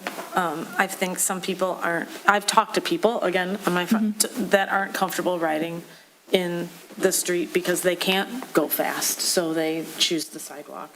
And I think at the speeds I see those people go, which is usually around 10 miles an hour, they're able to do it safely. I think once you get faster, it gets a little scary if there's anybody else there. I think there's a mental competence to this as well. If I take a 7-year-old and put them on a device that can go 20 miles an hour, they can't ride their bike 20 miles an hour unless they're going downhill. Right. Right. So I think an adult can push a bike at 20 miles an hour for exercise and have a different competency about awareness of vehicles, people on the sidewalk, slow down, move out of the way. I think this challenge here is you have youth that are inexperienced, can take a mode of transportation that exceeds their natural capability. So in my opinion, we need to consider those types of trade-offs. So, I'd hate to say, hey, don't go more than 10 miles an hour on a sidewalk when an adult exercising at 5 in the morning can have full wherewithal of what's happening around them. A child who's 7 years old who can go 20 miles an hour, according to this, with parental permission on a sidewalk, theoretically doesn't have the cognition to recognize a car backing down a driveway or a dog running out of a backyard or somebody walking the opposite direction towards them. They might think that person's just supposed to move out of their way. They don't understand right away. So I think from those perspectives, I'm really focused on the young people, using a form of transportation that exceeds their natural capability. Like, I would love it if they had to pedal somehow to make it go with the speed it goes. Right. But I've seen kids as small as, first, second grade traveling down Beverly Road, zigzagging back and forth across the road at speeds that they couldn't reach naturally on a bicycle unless they had some really cool gearing or something. So I think some kids, the trade-off I have here, some kids are very competent on off-road motorbikes because their family does that as a hobby. So they've grown up being able to do that, and they have much more confidence and capability. But we're going to have, like, next Christmas coming into spring, everybody's going to have one of these things. And you'll have people that have never ridden them before out there being able to go 20 miles an hour. So I don't have a problem with limiting the speed on a sidewalk, but I think there should be some guidelines to that because I've biked in the morning and I will use the sidewalk sometimes when I know I'm riding at 4 a.m. and the sun is down and they may not see me in the street, so I take the sidewalk and I know the chances of me seeing somebody are very limited. But I'm also incredibly aware of my surroundings, even if somebody's running in a full black outfit. So I just think there's a differentiation between youth and adults. So when we say some of this, I think some of it should be constrained to age. And I agree with a lot of comments Mr. Drummond said. I was in agreement with that. I'd also like to see us add not just second rider, but anything that is not designed to be pulled behind an e-device, like a kid on a skateboard holding a rope. Those types of things should be incorporated in here as well. It's a pretty common fun activity that I did as a child on a bike. And I'm kind of torn on the helmets. I understand the notion, but I think that is somewhat a parental decision. We have a Michigan law for motorcycles that they don't have to wear helmets, I believe. That's still in place. It's adults. It is adults. But what I'm saying is, I'd like to see a complement to that saying, hey, if you've been killed without a helmet on from a head injury, guess what? You can't sue for manslaughter. That'll never happen, but that's my only trade-off is I know that this isn't, for me, necessarily about the child because the child and the parent have a responsibility to make their decisions. But if somebody were to hit them and they were to become permanently injured from a head injury, then that person is liable for all kinds of responsibilities. So that would be the one reason I would probably support that, particularly for e-bikes. I think if you can travel 20 miles an hour and you're, call it incompetent when it comes to mode of transportation that fast, meaning you can get on these things without any training, any license, right?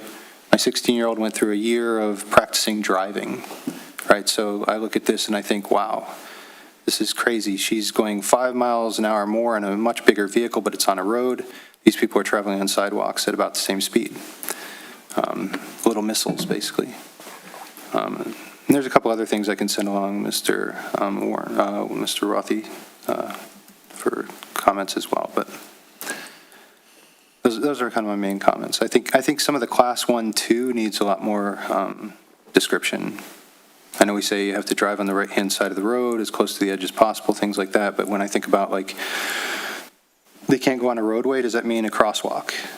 Does that mean everybody has to hop off their e-device and walk it across as a pedestrian because that's what they're classified per this ordinance, and then they can hop back on once they cross the crosswalk, or a crosswalk's permitted even though it's a roadway? I don't know if that counts. I'm just looking through the definitions and things and wondering how that works, because I can imagine most kids riding these things in the morning to school or home after school are just cruising across crosswalks, especially if we have a crossing guard, as opposed to walking them across and hopping back on, and then walking them across, hopping back on. And then I think Ms. Rajewsko brings up something I thought about too. We have at least 3 neighborhoods I know of that don't have sidewalks. And, if we have children under 7 that their only mode of transportation is to walk, that could be limiting for some of those kids to get to their friend's house within the neighborhood. So I don't know if neighborhoods can be handled separately. A lot of times there are a lot of siblings, right? So it's not technically a parent. That's what I was kind of thinking about. Yeah, according to this, they have to be with, if they're under 7, they have to be with a parent on that road. Right. How'd they get around beforehand? I'm not talking e-bikes, I'm just talking in general, because I think this covers everything. I'd like to with see the bicycles, so it is under the bicycle section, so if you're 6 years old, you can't ride a bike on the street. I'd kind of like to see anybody under 7 can't ride an e-bike, but I'm pretty sure there'd be some pushback on that from the community.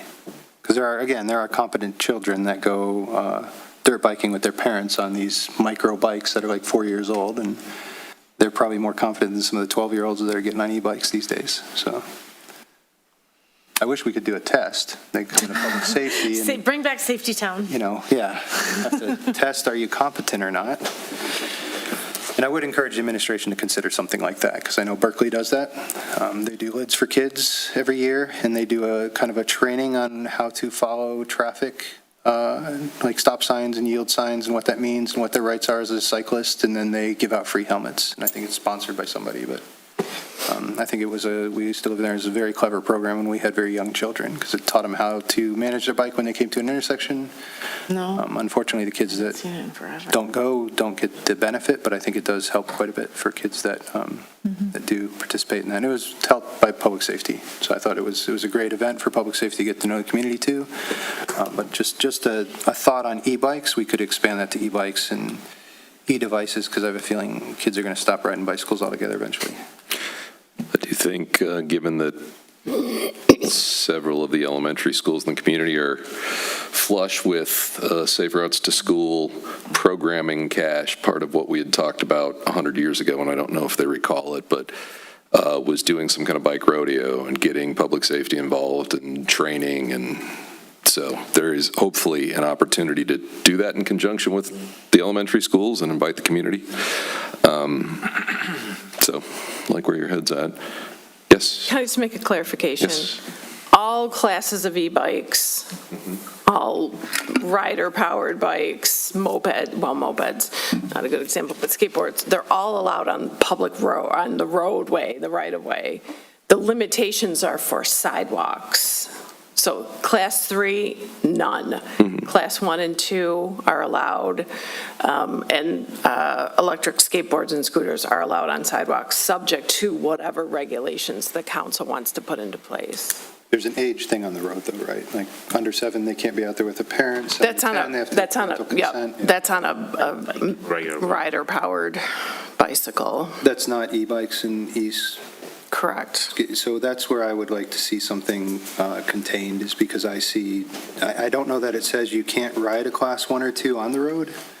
But maybe kids under 7 are And not allowed. I want to make sure that if they are parental consent or older, and they're riding class 1 or 2 on the road, they have some sort of governance to follow. Because I can tell you, I can't tell you how many times I've come down Beverly home from work or somewhere else in the evening, and there's 3 or 4 kids kind of just zigzagging back and forth. Now, kids do it on bicycles too, but I think a bicycle has a significant greater control than an e-bike, because an e-bike can go so fast. And I'm talking elementary school kids, so these are young, under 12 kids. So, and again, competence is, the distribution of competence on these devices is so vast. I think that's the challenge. There's no way to rein that in. So you kind of have to do these controls without being too constraining that people can enjoy the community have and the devices they can ride. So I lean kind of more towards leaving it to parents, but I think we need some rational approach here. I have just one more consideration, and I don't know what the answer to this is, but. Can you lean up so we can hear? Oh, sorry. In East Lansing, you had to register your regular bike. I'm listening to our conversations about Class 1, Class 2, Class 3, and I'm thinking about the things that I see and I don't know what the difference is looking at them. Do we, and I don't think we need to have an answer about this today, I think it's something we need to take out the community and have a conversation. Do we have some sort of registration tag with a different color sticker that shows what the class is, so that we know exactly what the class of bike is and who's, then you see an orange sticker and you know that any kid under 14 isn't supposed to be operating that bike. And also it's attached to a responsible parent, that if something happens, we can look it up and know who to contact, even if it's an accident and the kid's unconscious. So under the definition of electric bicycle, it does say shall have attached to it a permanent label. Okay. Which accurately identifies its class type. So that's how it's defined under state law. If you want to go a step further and have some kind of license that has, emergency contact information, that would be, that would be an additional requirement we'd have to add into the ordinance. Okay. Yeah, I just think that when you're seeing them out in the wild, it's hard to tell like what's what and where it's allowed, and how. So maybe that's something we take to the community and have a discussion about and see where other people land on that. But I think it's something we might want to consider. Okay. How do we turn all the anyone else? Mr. Mercer. I have a couple of comments on helmets. All right. I'd like to see the ordinance that's written here probably be more in line with the helmet law in Michigan as it relates to Class 3. The helmet law in Michigan, it's required that if you're under 21, I had to go back and look this up, so I'm not coming off the top of my head, but I remembered some of this. But if you're under the age of 21, it's required. It's mandatory at all times for you and any passenger. Okay, so I think if we're having Class 3 e-bikes and they're kind of with like mopeds, and we'll get to mopeds in a minute, that should be, we should just follow kind of the rule of Michigan law. 21 and older, there are some conditions, like if you're 21 and older and you don't wear a helmet in Michigan, you have to have some medical insurance. It's kind of outdated, it's $20,000. It doesn't take long to go through that, but that's maybe something we talk to state legislature about. But, and then you also have to have training. You can't just go out and ride without a helmet unless you have 2 years of motorcycle license, which you have to ride a motorcycle in Michigan for 2 years, or you have an approved safety course. That probably is not something we could do that, but that's 21 or over. Mopeds, it says, other notable, and I didn't know this, age-based rules. Mopeds, if you are operating a moped on public roads, you are legally required to wear a helmet if you're under the age of 19. Okay, so that's the moped. So that could maybe be e-bike also, maybe it doesn't go to 21. And then it talks about some other things, but I just like to maybe see us use that as a guide for our helmet rules. That's it.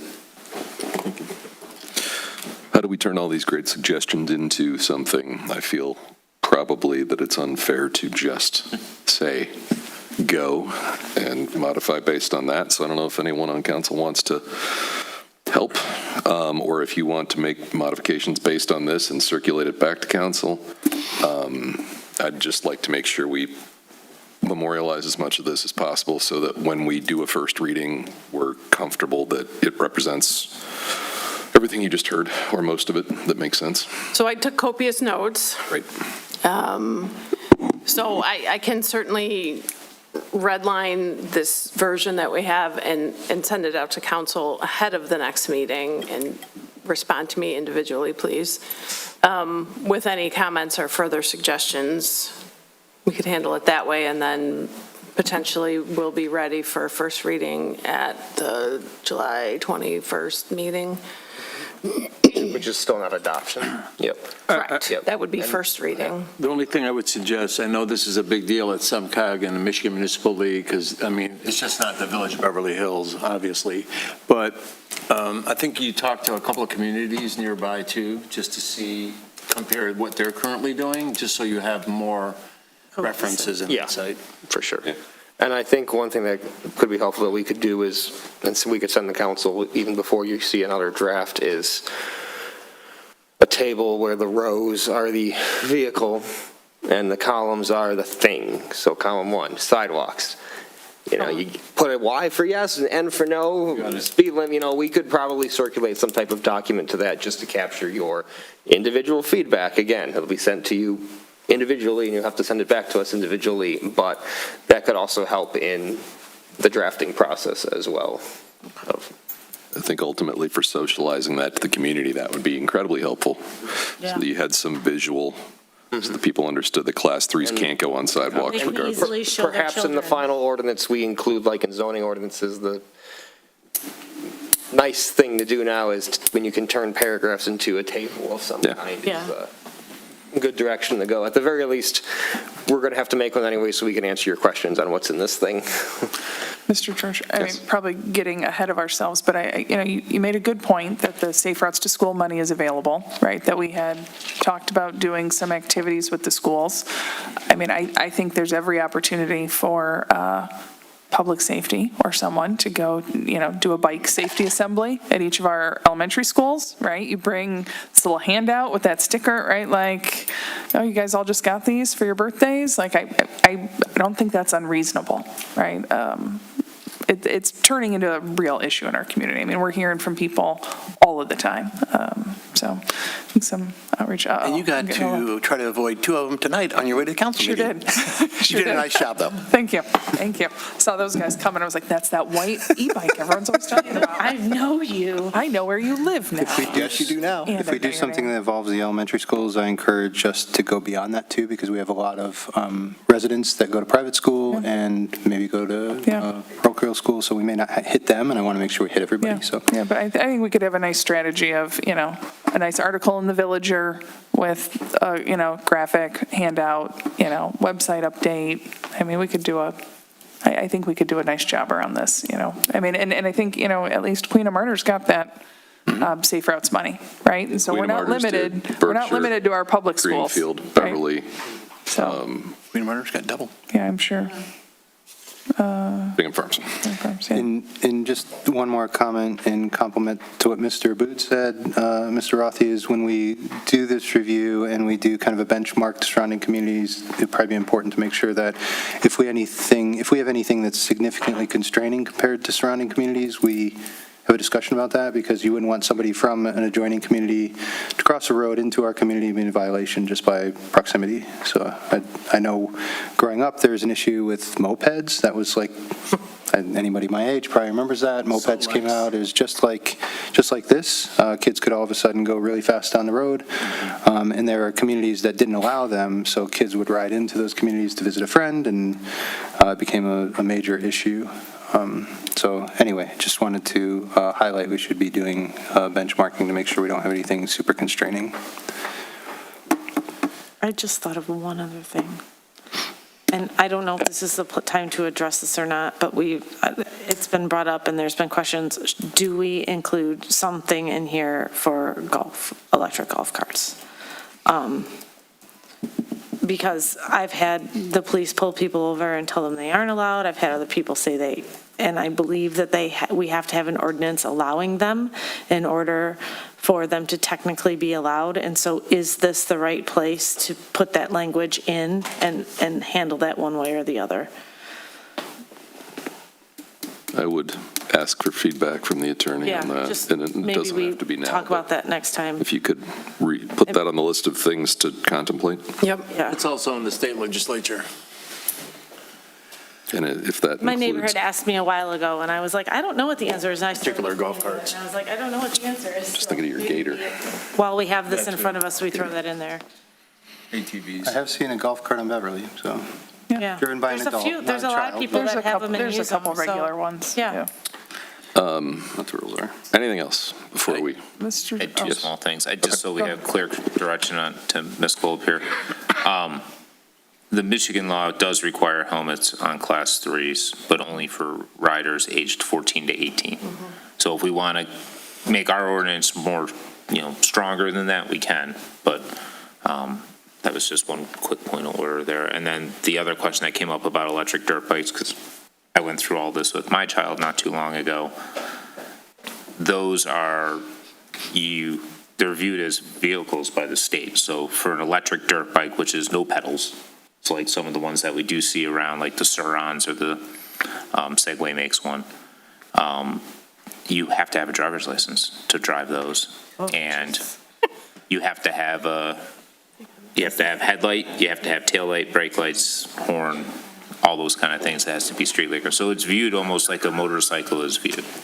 And so I think more of a general warning to the parents out there who are looking at presents for their kid. The electric dirt bikes are for people who have driver's licenses. I think understanding that and getting some explanation that we can bring back next time we discuss this, so we have some graphic representation of, because I assume in my head, I know what you're talking about, and I see a lot of kids who are not qualified to have a driver's license on these things, so I would like, if we have a bunch of that, we need to figure out what we do with that. That's the fourth thing on that graphic, under class 1, class 2, class 3, electric dirt bike. Yeah. And it's usually no for most of them. Right. No sidewalks. No. And No. you were at the park at Memorial Day, Mr. O'Gorman, you were there. Was there? Mr. George was there, and those were what were predominantly being ridden through there at the time. Yeah, there's a couple of those and a couple of pedal ones too. Yeah, no There's some- pedals, yeah.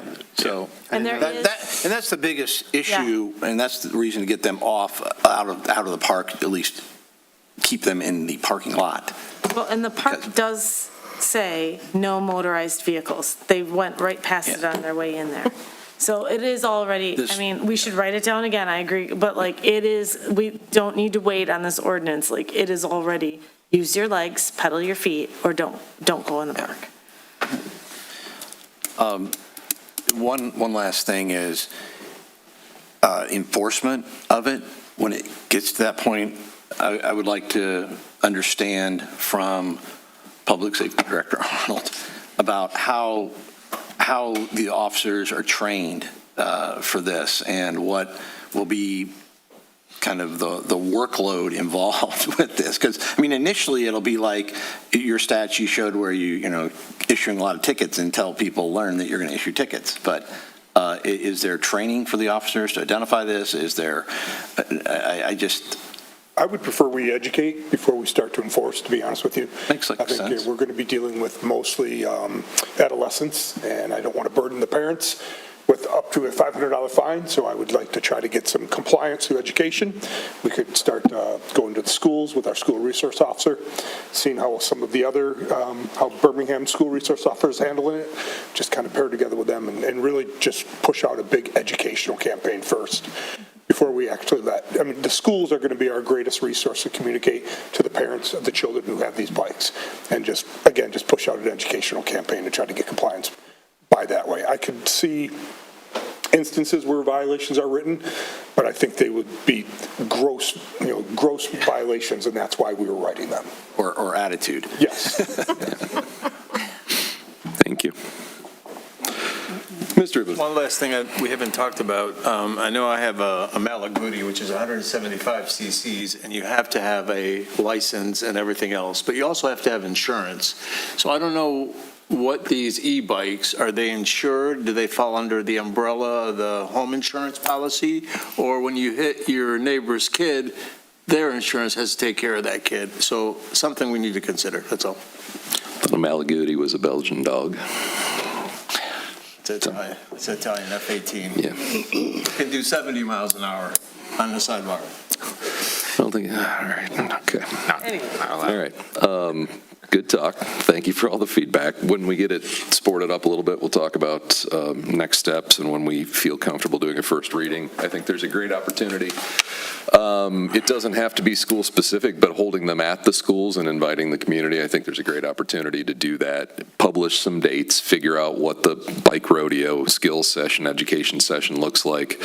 Hopefully we can encourage parents to come learn as well and watch their kids, do the skill rodeo and get the education and the do's and don'ts. So I think that would be a good goal for the fall, if we can figure out how to make that happen.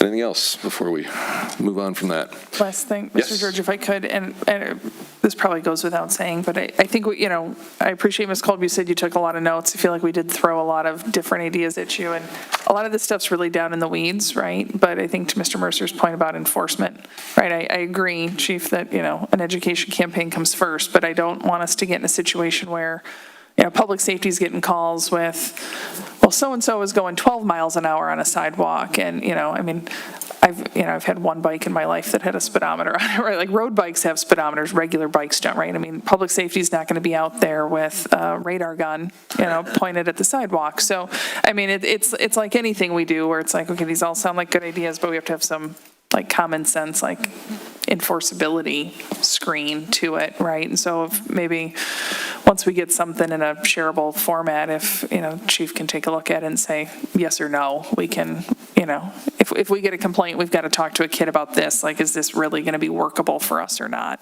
I would appreciate that. Thank you.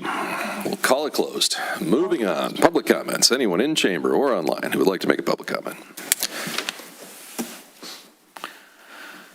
Gilbert Amherst, I've been schooled this evening that you all create the code, and then it's up to administration and public safety to figure out how to implement, so I understand that.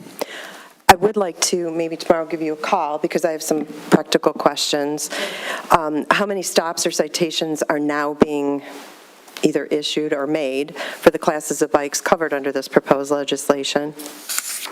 If a citation is issued for speed, how do you determine that? Typically with a car, the conversation starts with, Mrs. Gilbert, do you know why I stopped you?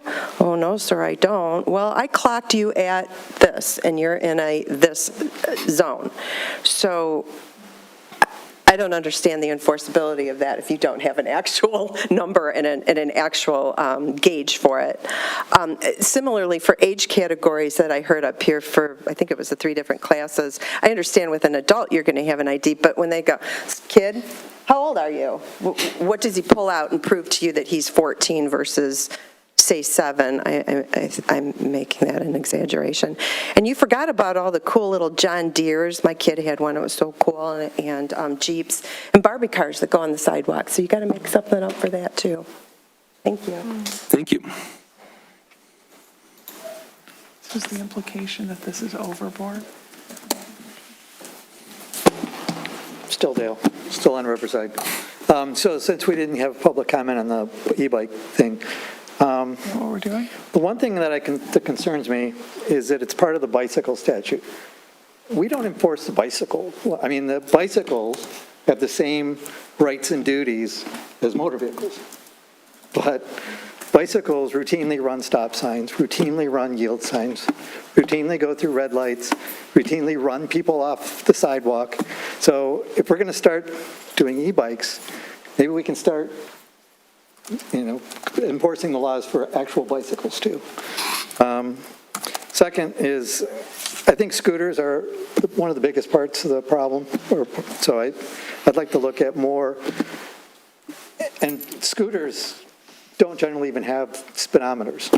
So these kids are just zipping around, have no idea how fast they're going.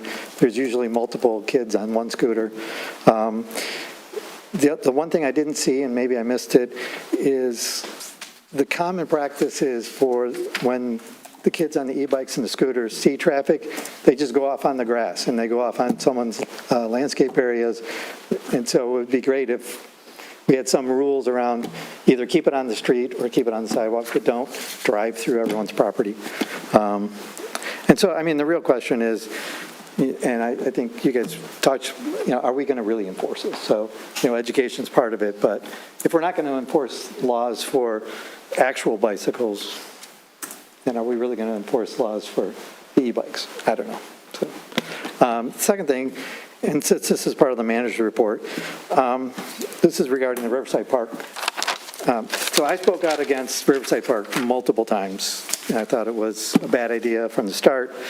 It completely floods in the spring. We've got the dam study going on that could completely change the landscape of everything. I had the opportunity this weekend to take my kayak out, look at Riverside Park from the riverside, and actually come around. And if you go past the silt barrier, the damage and the amount of soil that's on the other side of the silt barrier where you don't see it from the bridge or the road, it's pretty extensive. So I don't know if that was part of your discussions with Jason's and Eagle, but maybe you could touch upon that in the thing, because it is kind of to me, it was an avoidable situation. The whole thing with Riverside was avoidable. And I'd like to understand how we got to this point, because I have a wetland in my backyard. So 4 years ago, when I wanted to do some landscaping around the wetland, I came to the village office and I said, here's my property, here's the vernal pond, here's the wetland, what can I do, what can't I do? And I got some really solid advice from the people at the time. And they said, whatever you do, if it impacts the water or the vernal pond, you got to come back for approval. We got to review it.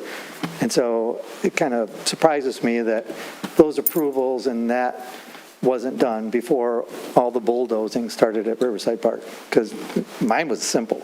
I just wanted to plant a bunch of stuff in the swamp. I ended up not doing it, but it's just, how did we miss going to Eagle? So I'd like to understand that maybe during your report. Thank you. Thank you.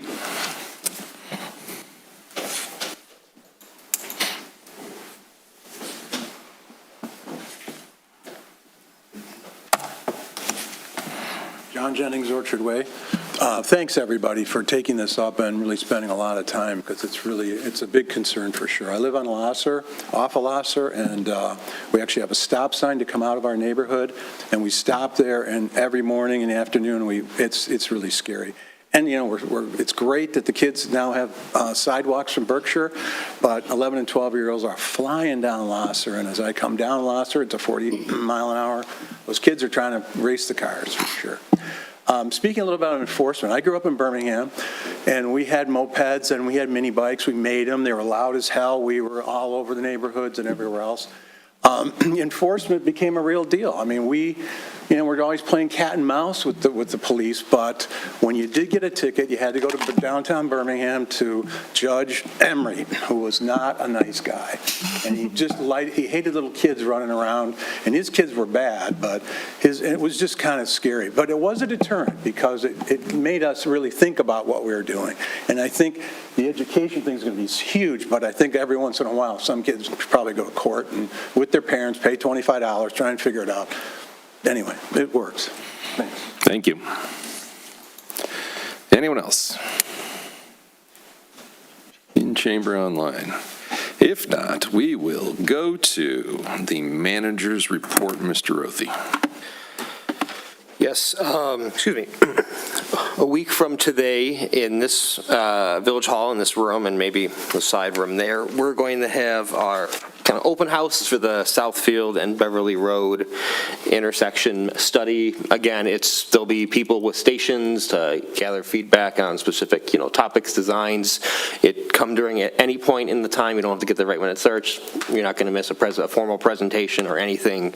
The materials and the dialogue and the feedback that we receive from the public, it's not going to just live at that event. It will live as part of like the formal summary of engagement, so everybody's responses will be preserved and their feedback. So again, 1 week from today, 6:30 to 8 p.m. Another upcoming meeting on Wednesday, July 22nd, the Planning Commission meeting and Joint Village Council meeting on the Master Plan kickoff. Again, we announced that at the last council meeting, I believe. Just want to remind everybody with that. Is there a grant associated with that? Am I remembering that correctly? Yes. Okay. Yes. Yep. Anything with that project is primarily grant funded. We did attend the quarterly Southeast Michigan Urban Deer Coalition meeting last week. They're actually working with SEMCOG. A few years ago, I think we had a public comment. They talked about, we already did a survey. It wasn't a village survey. It was the SEMCOG survey from a few years ago. Well, SEMCOG is doing another round of deer survey. It should launch September 1st, go through November 1st. Obviously, that's a little bit later in the timeline for getting our residents' feedback and tackling this issue. So we will still probably be jumping ahead with our own, survey data collection point. Hey, how does deer impact you? But it's nice that I've already seen a draft of what's coming for everybody. So it's kind of nice that they did a lot of the work for us on what they were asking for. So planning on modifying that and then presenting it. I'll probably email it to the council just if there's any feedback. You guys gave a lot of ideas on what you wanted to see, so I'll probably send something to you later this week before we launch it, hopefully next week. As far as data collection surveys go, village taxes and township, which, by the way, the township collects on behalf of all the other taxing jurisdictions, the county, the school districts. All those tax bills are, I'm sorry. And I apologize. Is there currently township taxes being collected now too, or do they only collect in winter? I don't think I saw. I think it was just the once a year. Okay, I apologize. I've worked in a few different municipalities, so I did misspeak. Okay. But our taxes, the village taxes, are out. They're live. This is the second year that we are collecting them here at Village Hall, so people are already paying. I think we took in $100,000 yesterday already just in property taxes, and people are just getting them in the mail. So I do apologize for that confusion. I just said about the township, and no, I believe their taxes are in this winter only. I think they're in the summer, not winter. Is it both? Okay. I trust Chris. Ours are out. Yeah, ours are out. Both are out. Yeah. I got township. We got. Okay, but the township collects again in the winter, though. Yes. So it is twice. Okay, yes. No, I apologize for creating more confusion than was necessary. But ours are out, and they're due and payable in the coming weeks. We have sent the proposed charter amendments for the road millage reallocation to the governor's office. We do intend to bring that back for council's adoption at the next council meeting.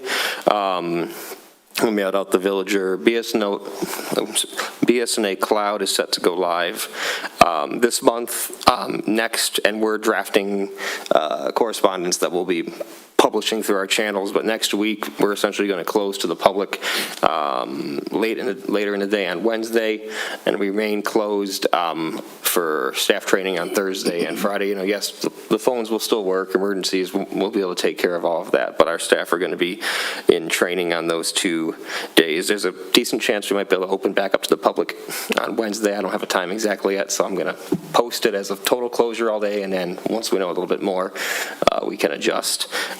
So that is happening next week. DTE, we've reached out and just kind of expressed, concerns, comments that we've gotten from residents on just the power outages, the storm from the last few days. Also on DTE, the TAP grant project on Evergreen, there's a few sections of the sidewalk that haven't been poured. One of them, there's a pole. I believe we had to reissue DTE the check, not once, but twice, in order for it to finally get to them, but that had been holding them up. They had said we didn't pay it, and it's like, what do you mean we paid you, back in November? And so they got it, and they were working on scheduling it, and then the storm hit last week. So hopefully soon on that. But the other retaining walls, we're going to have some action there starting, this week now. The road project is underway. First coat of asphalt is already down on Pierce. They should be milling portions of Kirkshire and Burwood. If they didn't start today, it should be tomorrow. So Hutch Paving is moving along in there. All right, I think that was it until I got to Riverside. So before I get to Riverside, any comments or questions just on anything else in the report before I move into Riverside? Yes, Ms. Cascometti. Check back. No, they lost. I assume we've canceled it. Oh, yeah. Okay. Yes. Just good looking out. On the pavilion rentals, did we notify everybody who had a rental that the park was under construction? We have been, correct? Notify, yes, we've been notifying I just people. saw a big party this last weekend. I was thinking, there's a lot of kids there. Yes. And Yes, no, I just we've want to been- make sure people understand when they're renting that that's not available, right? Mm-hmm. Okay, thanks. Ms. Cascometti. Thank you, Mr. George. Related to the DTE power outage, but tangentially, if you don't mind. Thinking about the storms, we also saw quite a bit of tree damage, this last week. I saw a resident in East Beverly who lost a very large tree that was in the village right-of-way, and when that thing came down, it was pretty scary how hollow it was and how close it came to her house. I'm wondering, and Mr. Othey, I don't mean to put you on the spot, if you don't have an update now, maybe we can get an update at a future meeting, what the status is of all of the work we were doing around our village trees, inventory, health assessment, plan to take down dangerous trees, all of that, because my understanding with that particular homeowner was that there had been multiple calls and requests for that tree to come down because it was obviously, what's the word, not impaired, I don't know what a tree is. Hazardous. Dead. It wasn't dead, but it was a risky looking tree. And so I just wonder if we can get an update. I think, Mr. Johnson put a lot of effort into, a tree management strategy, and we're doing a lot of work in the village that we weren't doing previously. And I think maybe just to talk about that and remind folks of where that work is would be useful. Well, I think that's a great idea. We can put something together. I believe we approved a tranche of funding in the budget. Yes. And so hopefully we The can pot get an refreshed, update. as it were, Yes. on last week. Yes, thank you. Other questions? Mr. Mercer. Thank you. Has the turf been ordered? Yes. It has. Yes. Okay. So that was the long pole in the tent, right? Yeah. Yes. Yes. Yeah. Okay. Yes. So to Yep. speak. Okay. And on Big Fat Shawarma, did we check that the window signage is compliant to code? It was something we were aware on. If they haven't taken it down yet, we're aware that there's probably some violations there that they need to address. Okay. Yep. Okay. Yep. Thanks. Yep. All right. All right. Other questions? Not until we get to the main event. All right. Moving on. Okay, I'll speak on Riverside. right now. And, first, I do just want to apologize on behalf of village staff. I think there was a collective failure and misunderstanding on project scope at multiple levels. I've said before, maybe not in a meeting, but I kind of view three key aspects of communication as communication among the staff, communication between us and this body, and then communication with the broader community. And I think in this time we failed in all three of those areas. So I do want to apologize for just the state of Riverside and it not maybe being what we had all envisioned in our heads. I think it's the scope and the earth and the grading was substantially more than many of us were thinking were going to be happening.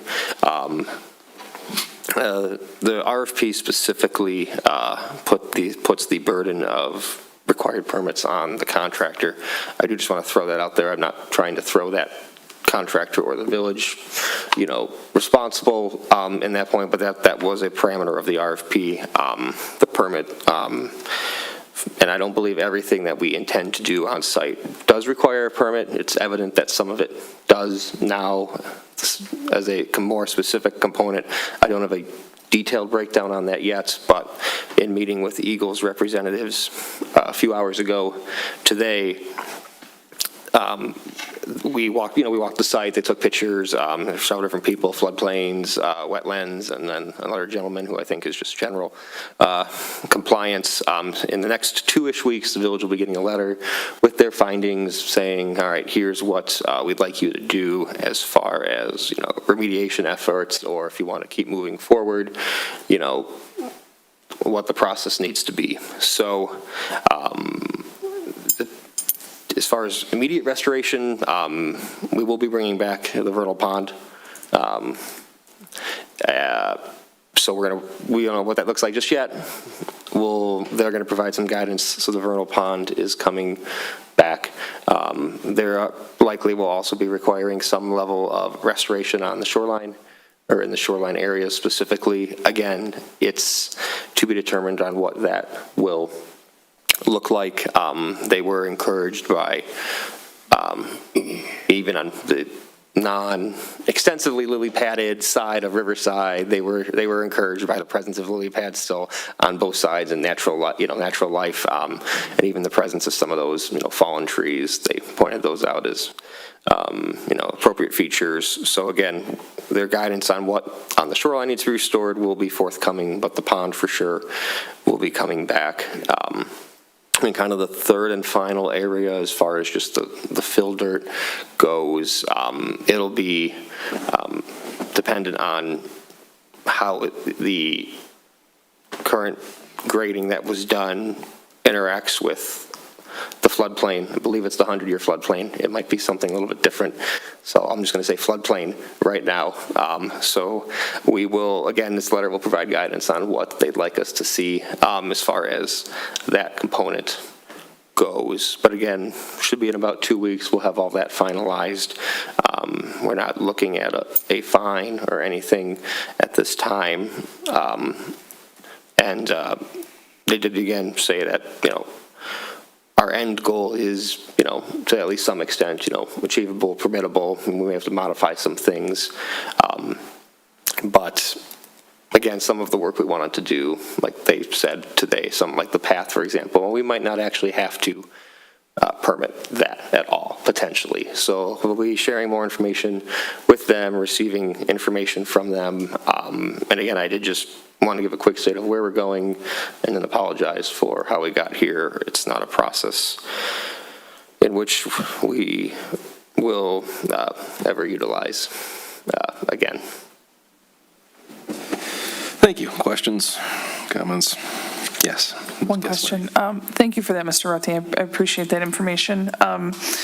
I understand that we're going to have to wait for the letter violation notice from Eagle to come outlining exactly, where we deviated from requirements and what's expected.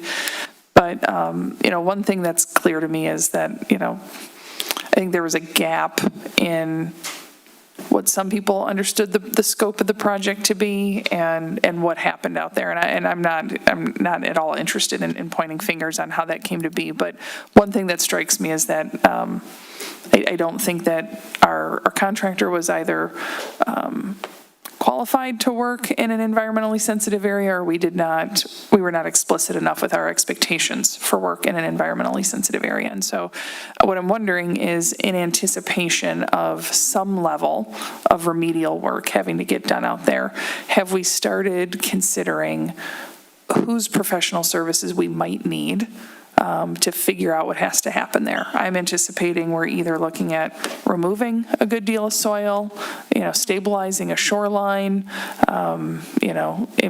replacing a vernal pool is not, particularly difficult work. But I do think we should be considering engaging the services of someone who has skill and expertise in ecological restoration. Our DPW folks, our landscape folks do a lot of good work in their lane. I don't think this is their lane. So I just wonder if you've started either with our consultant, with our engineering firm, they have some onboard in-house resources, or if we're thinking about other consultants in that way, or other resources. Yeah, all options are being considered with consultants, with other resources. Again, we met with them just a few hours ago, so we are working in that direction, though. We're in alignment there. Okay. All right. Thank you, Mr. Murphy. Other questions, comments? I appreciate the update, and there is I think a lot of shared responsibility for this. I've learned a bunch of lessons, and I think you have, the Public Works has, hopefully our contractor has. So I get how we got here. Now it's just figuring out what do we need to do, to move forward more intelligently, and how do we put systems in place to make sure that we don't have this type of situation again. So that's a lot of what I want to focus on and figure out. And I understand we all sat here and voted to hire that contractor. But if we're not getting what we need, then we need to be clear with them and just have better mechanisms in place to shut things down if we see them going pear-shaped, and make sure our contracts are equipped to deal with this type of situation, and that our procedures, so that when we are, permits come first before we're mobilized.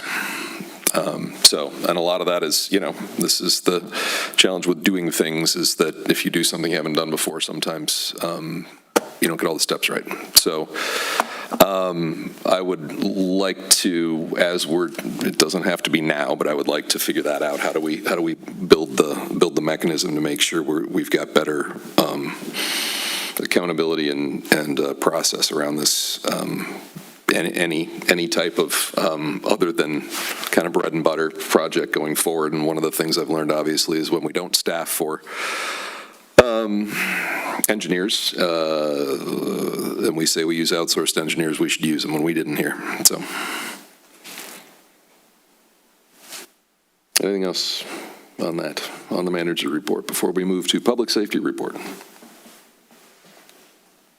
If not, public safety report. I'm hoping that in 2 weeks we have a better, more granular report out on that and path forward. So, Director Arnold. Good evening. Not a lot to report with the public safety. Obviously, the health of the department is doing very well. We've been able to recruit, retain, train some outstanding officers that are complementing the outstanding staff that we had previous to their arrival. It's exciting. We just swore in a young man who barely is old enough to buy beer. So that's exciting to me, to have youth in the department. It complements the experience that we have as well, so we're very well-rounded. Statistically, we're doing well. Our traffic enforcement is still keeping relatively high numbers, and it's having an effect on a lot of other things, specifically accidents. We have high traffic enforcement.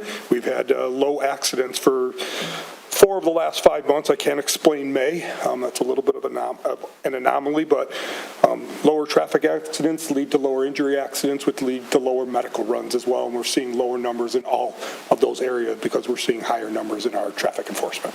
So I compliment the officers who are doing their job and commend the supervisors that are motivating to consistently do it. One thing that kind of stands out on me is our stolen vehicles, and I know if you guys got the highlight sheet, you saw how I highlighted that in red specifically. Please pass it along to your neighbors, to your friends. We've had 13 stolen cars since September of 2025 to June of 2026. 12 of them, the keys were in the vehicle. This is a crime that we can 100% control.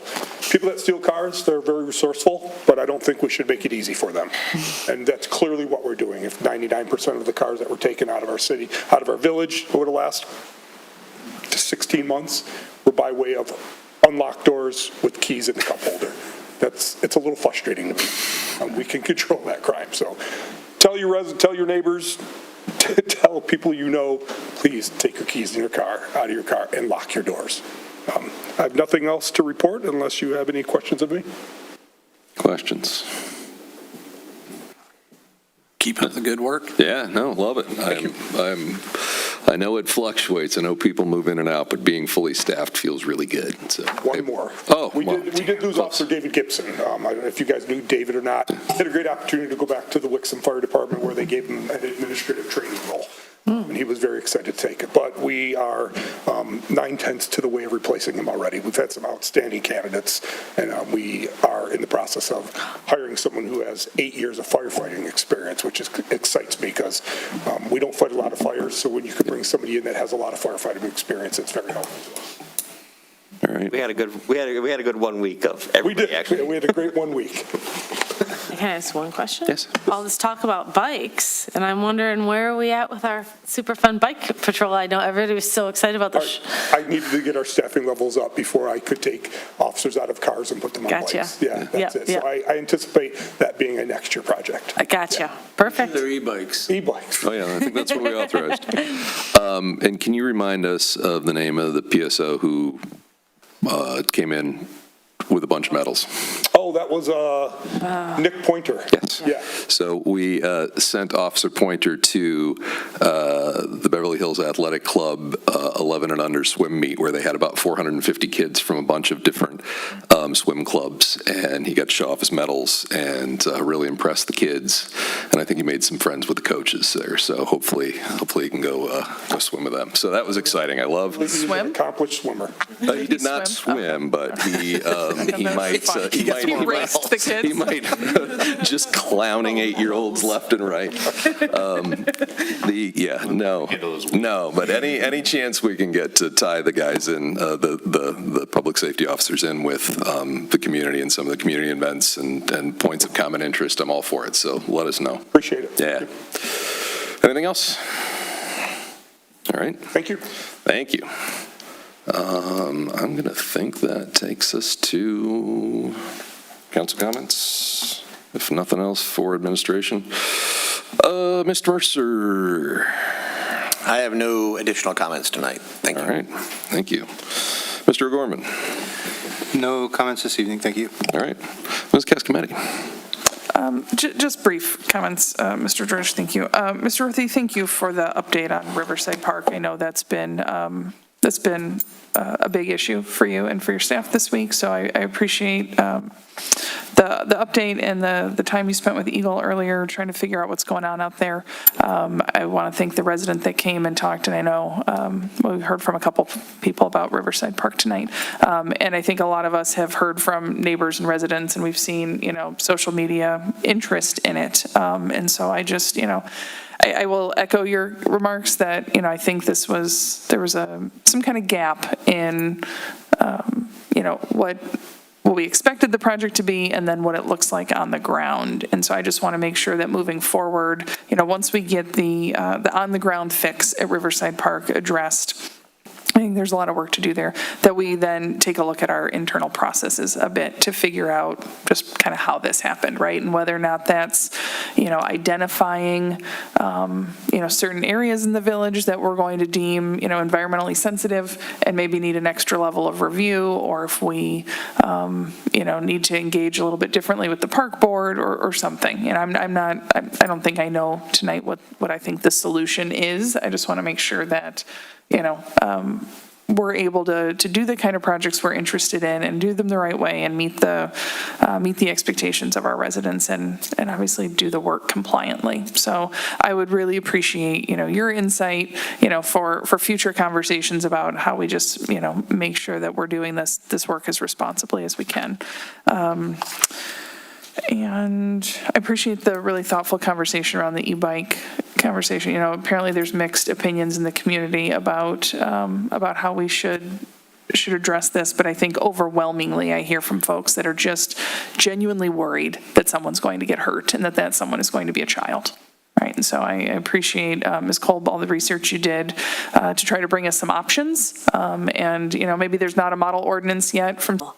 But I think that it's kind of a growing pain of a large project like this. And it's not the first time that it's happened here in the village. There were some similar issues when we did buckthorn remediation.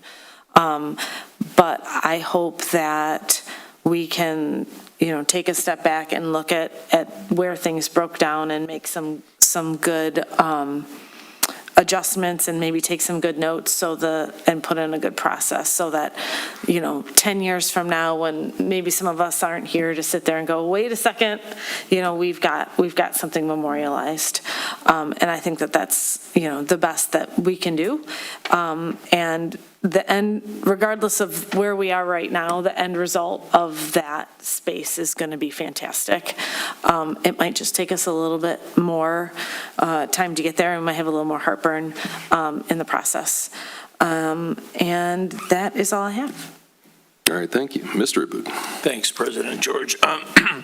SUMCOG attended General Assembly June the 25th. That was in Mount Clemens.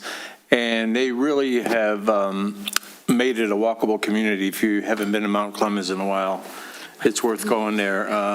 We stayed at a place called the Emerald Theater. It's pretty renovated theater. It's kind of nice to see all the people. We also had the elections there, and that was one of the things you always do in General Assemblies for SUMCOG. Regional Flooding Task Force seeks community input from residents. There'll be a survey, and I can forward it to administration, and in that way, they can forward it to the residents of the village. If they have any insight or any input on flooding, this would be a good time to get things out there for the SUMCOG to take in consideration when they do their planning.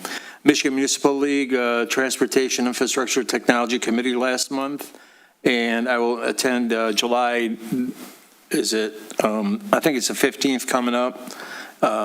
For the Elected Officials Academy meeting. Cable Board, upcoming meeting, I got this one, Wednesday, July 15th, 2026, 7:45 a.m. at Village Hall. All right, and then we did talk about the microphones, so I don't know what they're doing just yet, but we'll know more on the 15th. Hopefully. Next, planning to move the 400 Lincoln, nothing new. Next, continues progressing in preparation for the move at the new facility at the 400 Lincoln Street. No swimming pool over there. They're having a golf outing, as I mentioned the last time, which will be September 14th. So if you have a foursome, let me know or let Next know that you'd like to join. The Senior Advisory Council, we have an upcoming meeting at the 1000 Telegraph Executive Building regarding brain health, and there's going to be county commissioners, seniors, and community center directors will all be attending, so I think it's some information that'll be good to bring back. Speaking of Senior Advisory Council, Thursday, July 30th at 11 a.m. to 2 p.m., Normandy Parks Oak on Delamere and Royal Oak. They'll have activities for kids. They're going to connect with free health. They'll do free dental screening for children, immunization for kids and adult, and they'll be talking about housing resources, and this is open to all Oakland County residents. I had a wonderful experience celebrating my 20th high school graduation over Security Pavilion. In 1 year. Wow. That was only fourth grade. So I just wanted to thank Carissa Brown, and I wanted to, Carissa's just an amazing person, more so than, forget being a clerk, but she goes out of her way to make things. There was some issues, and I even Mangiarothi got involved. I got everybody involved. I want to make sure we had audio, and they took care of everything, and it was beautiful. And speaking of beautiful moments, I also wanted to congratulate another Abood family for 38 years of blissful marriage. So we've been together 41 years, but hey, if she was right here, she would tell you exactly what I'm saying. I'm in love with my wife still, and life is good. So, hey, that's all I got tonight. Thank you. Thank you. Congratulations. Thank you. And I think congratulations down here, too. Yeah. Yeah. Mr. Drummond. No comments. All right. I got a few quick things. First things first, thank you for the conversation on Riverside. I am a huge fan of figuring out what went wrong and trying to move forward smarter. I'm not a big fan of a head on a pike because, I don't know, we've got good people. Everyone's moving forward with good intentions. Me trying to beat someone up publicly doesn't solve it. So we just need to figure out. We approved it. Administration managed it. The contractor is doing it. We've all got some things to learn here. So I think we just need to figure out how we go forward smarter. And make sure that this kind of thing doesn't happen again, and that we're doing it in compliance with EGLE and being realistic about what we can do and getting the best advice on who is appropriate for that job if that's not who we've got. So I appreciate digging into that, and I look forward to learning more, and we'll obviously do whatever we can to help with that. While we're talking about the update on TAP, there is a fence on Evergreen right at Wellesley that has been blown to bits by what I don't know. That was the one where we went through it north to south, but the piece along Evergreen, which is plastic rails, I don't know what happened there. There was a hole punched in it from a car going through it at some point, but now a lot of it's gone. So as we do restoration, if we can figure out who's responsible for that and make sure it gets sported up. It is the only white picket fence over there. George, if I may, I believe it's the subdivision's fence for that subdivision. Probably. I just want to make sure we didn't do something. So that would be who to contact. The car hole, one thing, the scattered. I know, I was looking at it the other day going, There's something that happened there. The administrative framework of code enforcement, a lot of that is, we enact the code, and there are things, that are spelled out in the building ordinance. However, there are additional requirements on the building permit, and council isn't sitting here voting on the building permit. That is things that administration is doing to keep people compliant, and that is no different than most permitting activity we have. So that is part of why we are working to make sure administration has the tools they need to enforce it, and some of that is going to be their decision on how to enforce those codes. I appreciate everyone's input on the animal ordinance. This is an area where I would, as I've said on a lot of things, you live and you learn. I am appreciative of the very clear guidance we are getting from our village attorney. So I will say thank you for that. We could have saved a lot of words over the years by having some of these clear answers years ago. So I appreciate the straightforward guidance because I think it's necessary, and I think, the conversation would have looked different had we been able to table set it differently. So appreciate everyone has opinions on it. My hope is that we're giving administration the tools to take the ambiguity out of the outcomes. If we can bring an issue into management rather than having unknown outcomes through a legal process with untold expense and untold timetable, I believe that is a benefit to the community. Last thing I would like the administration to work on, assuming there is no objection from council, but I think it was the year before last, we did this last. Would love to find an open night at the pavilion sometime towards fall to do a volunteer appreciation night. We have done this before after we did the changeover on boards and committees. So we'd invite everybody who just recently departed, everyone who's new, everyone who's currently serving. Got food from our local our local businesses or businesses owned by local people. Had a great evening saying thank you to the people who spend evenings away from their family. So if we could find a vacant night or two far enough out, invite everybody, that was well received last time. So that's all I've got. With that, I would take a motion to adjourn. So moved. Support. All those in favor? Aye. Opposed?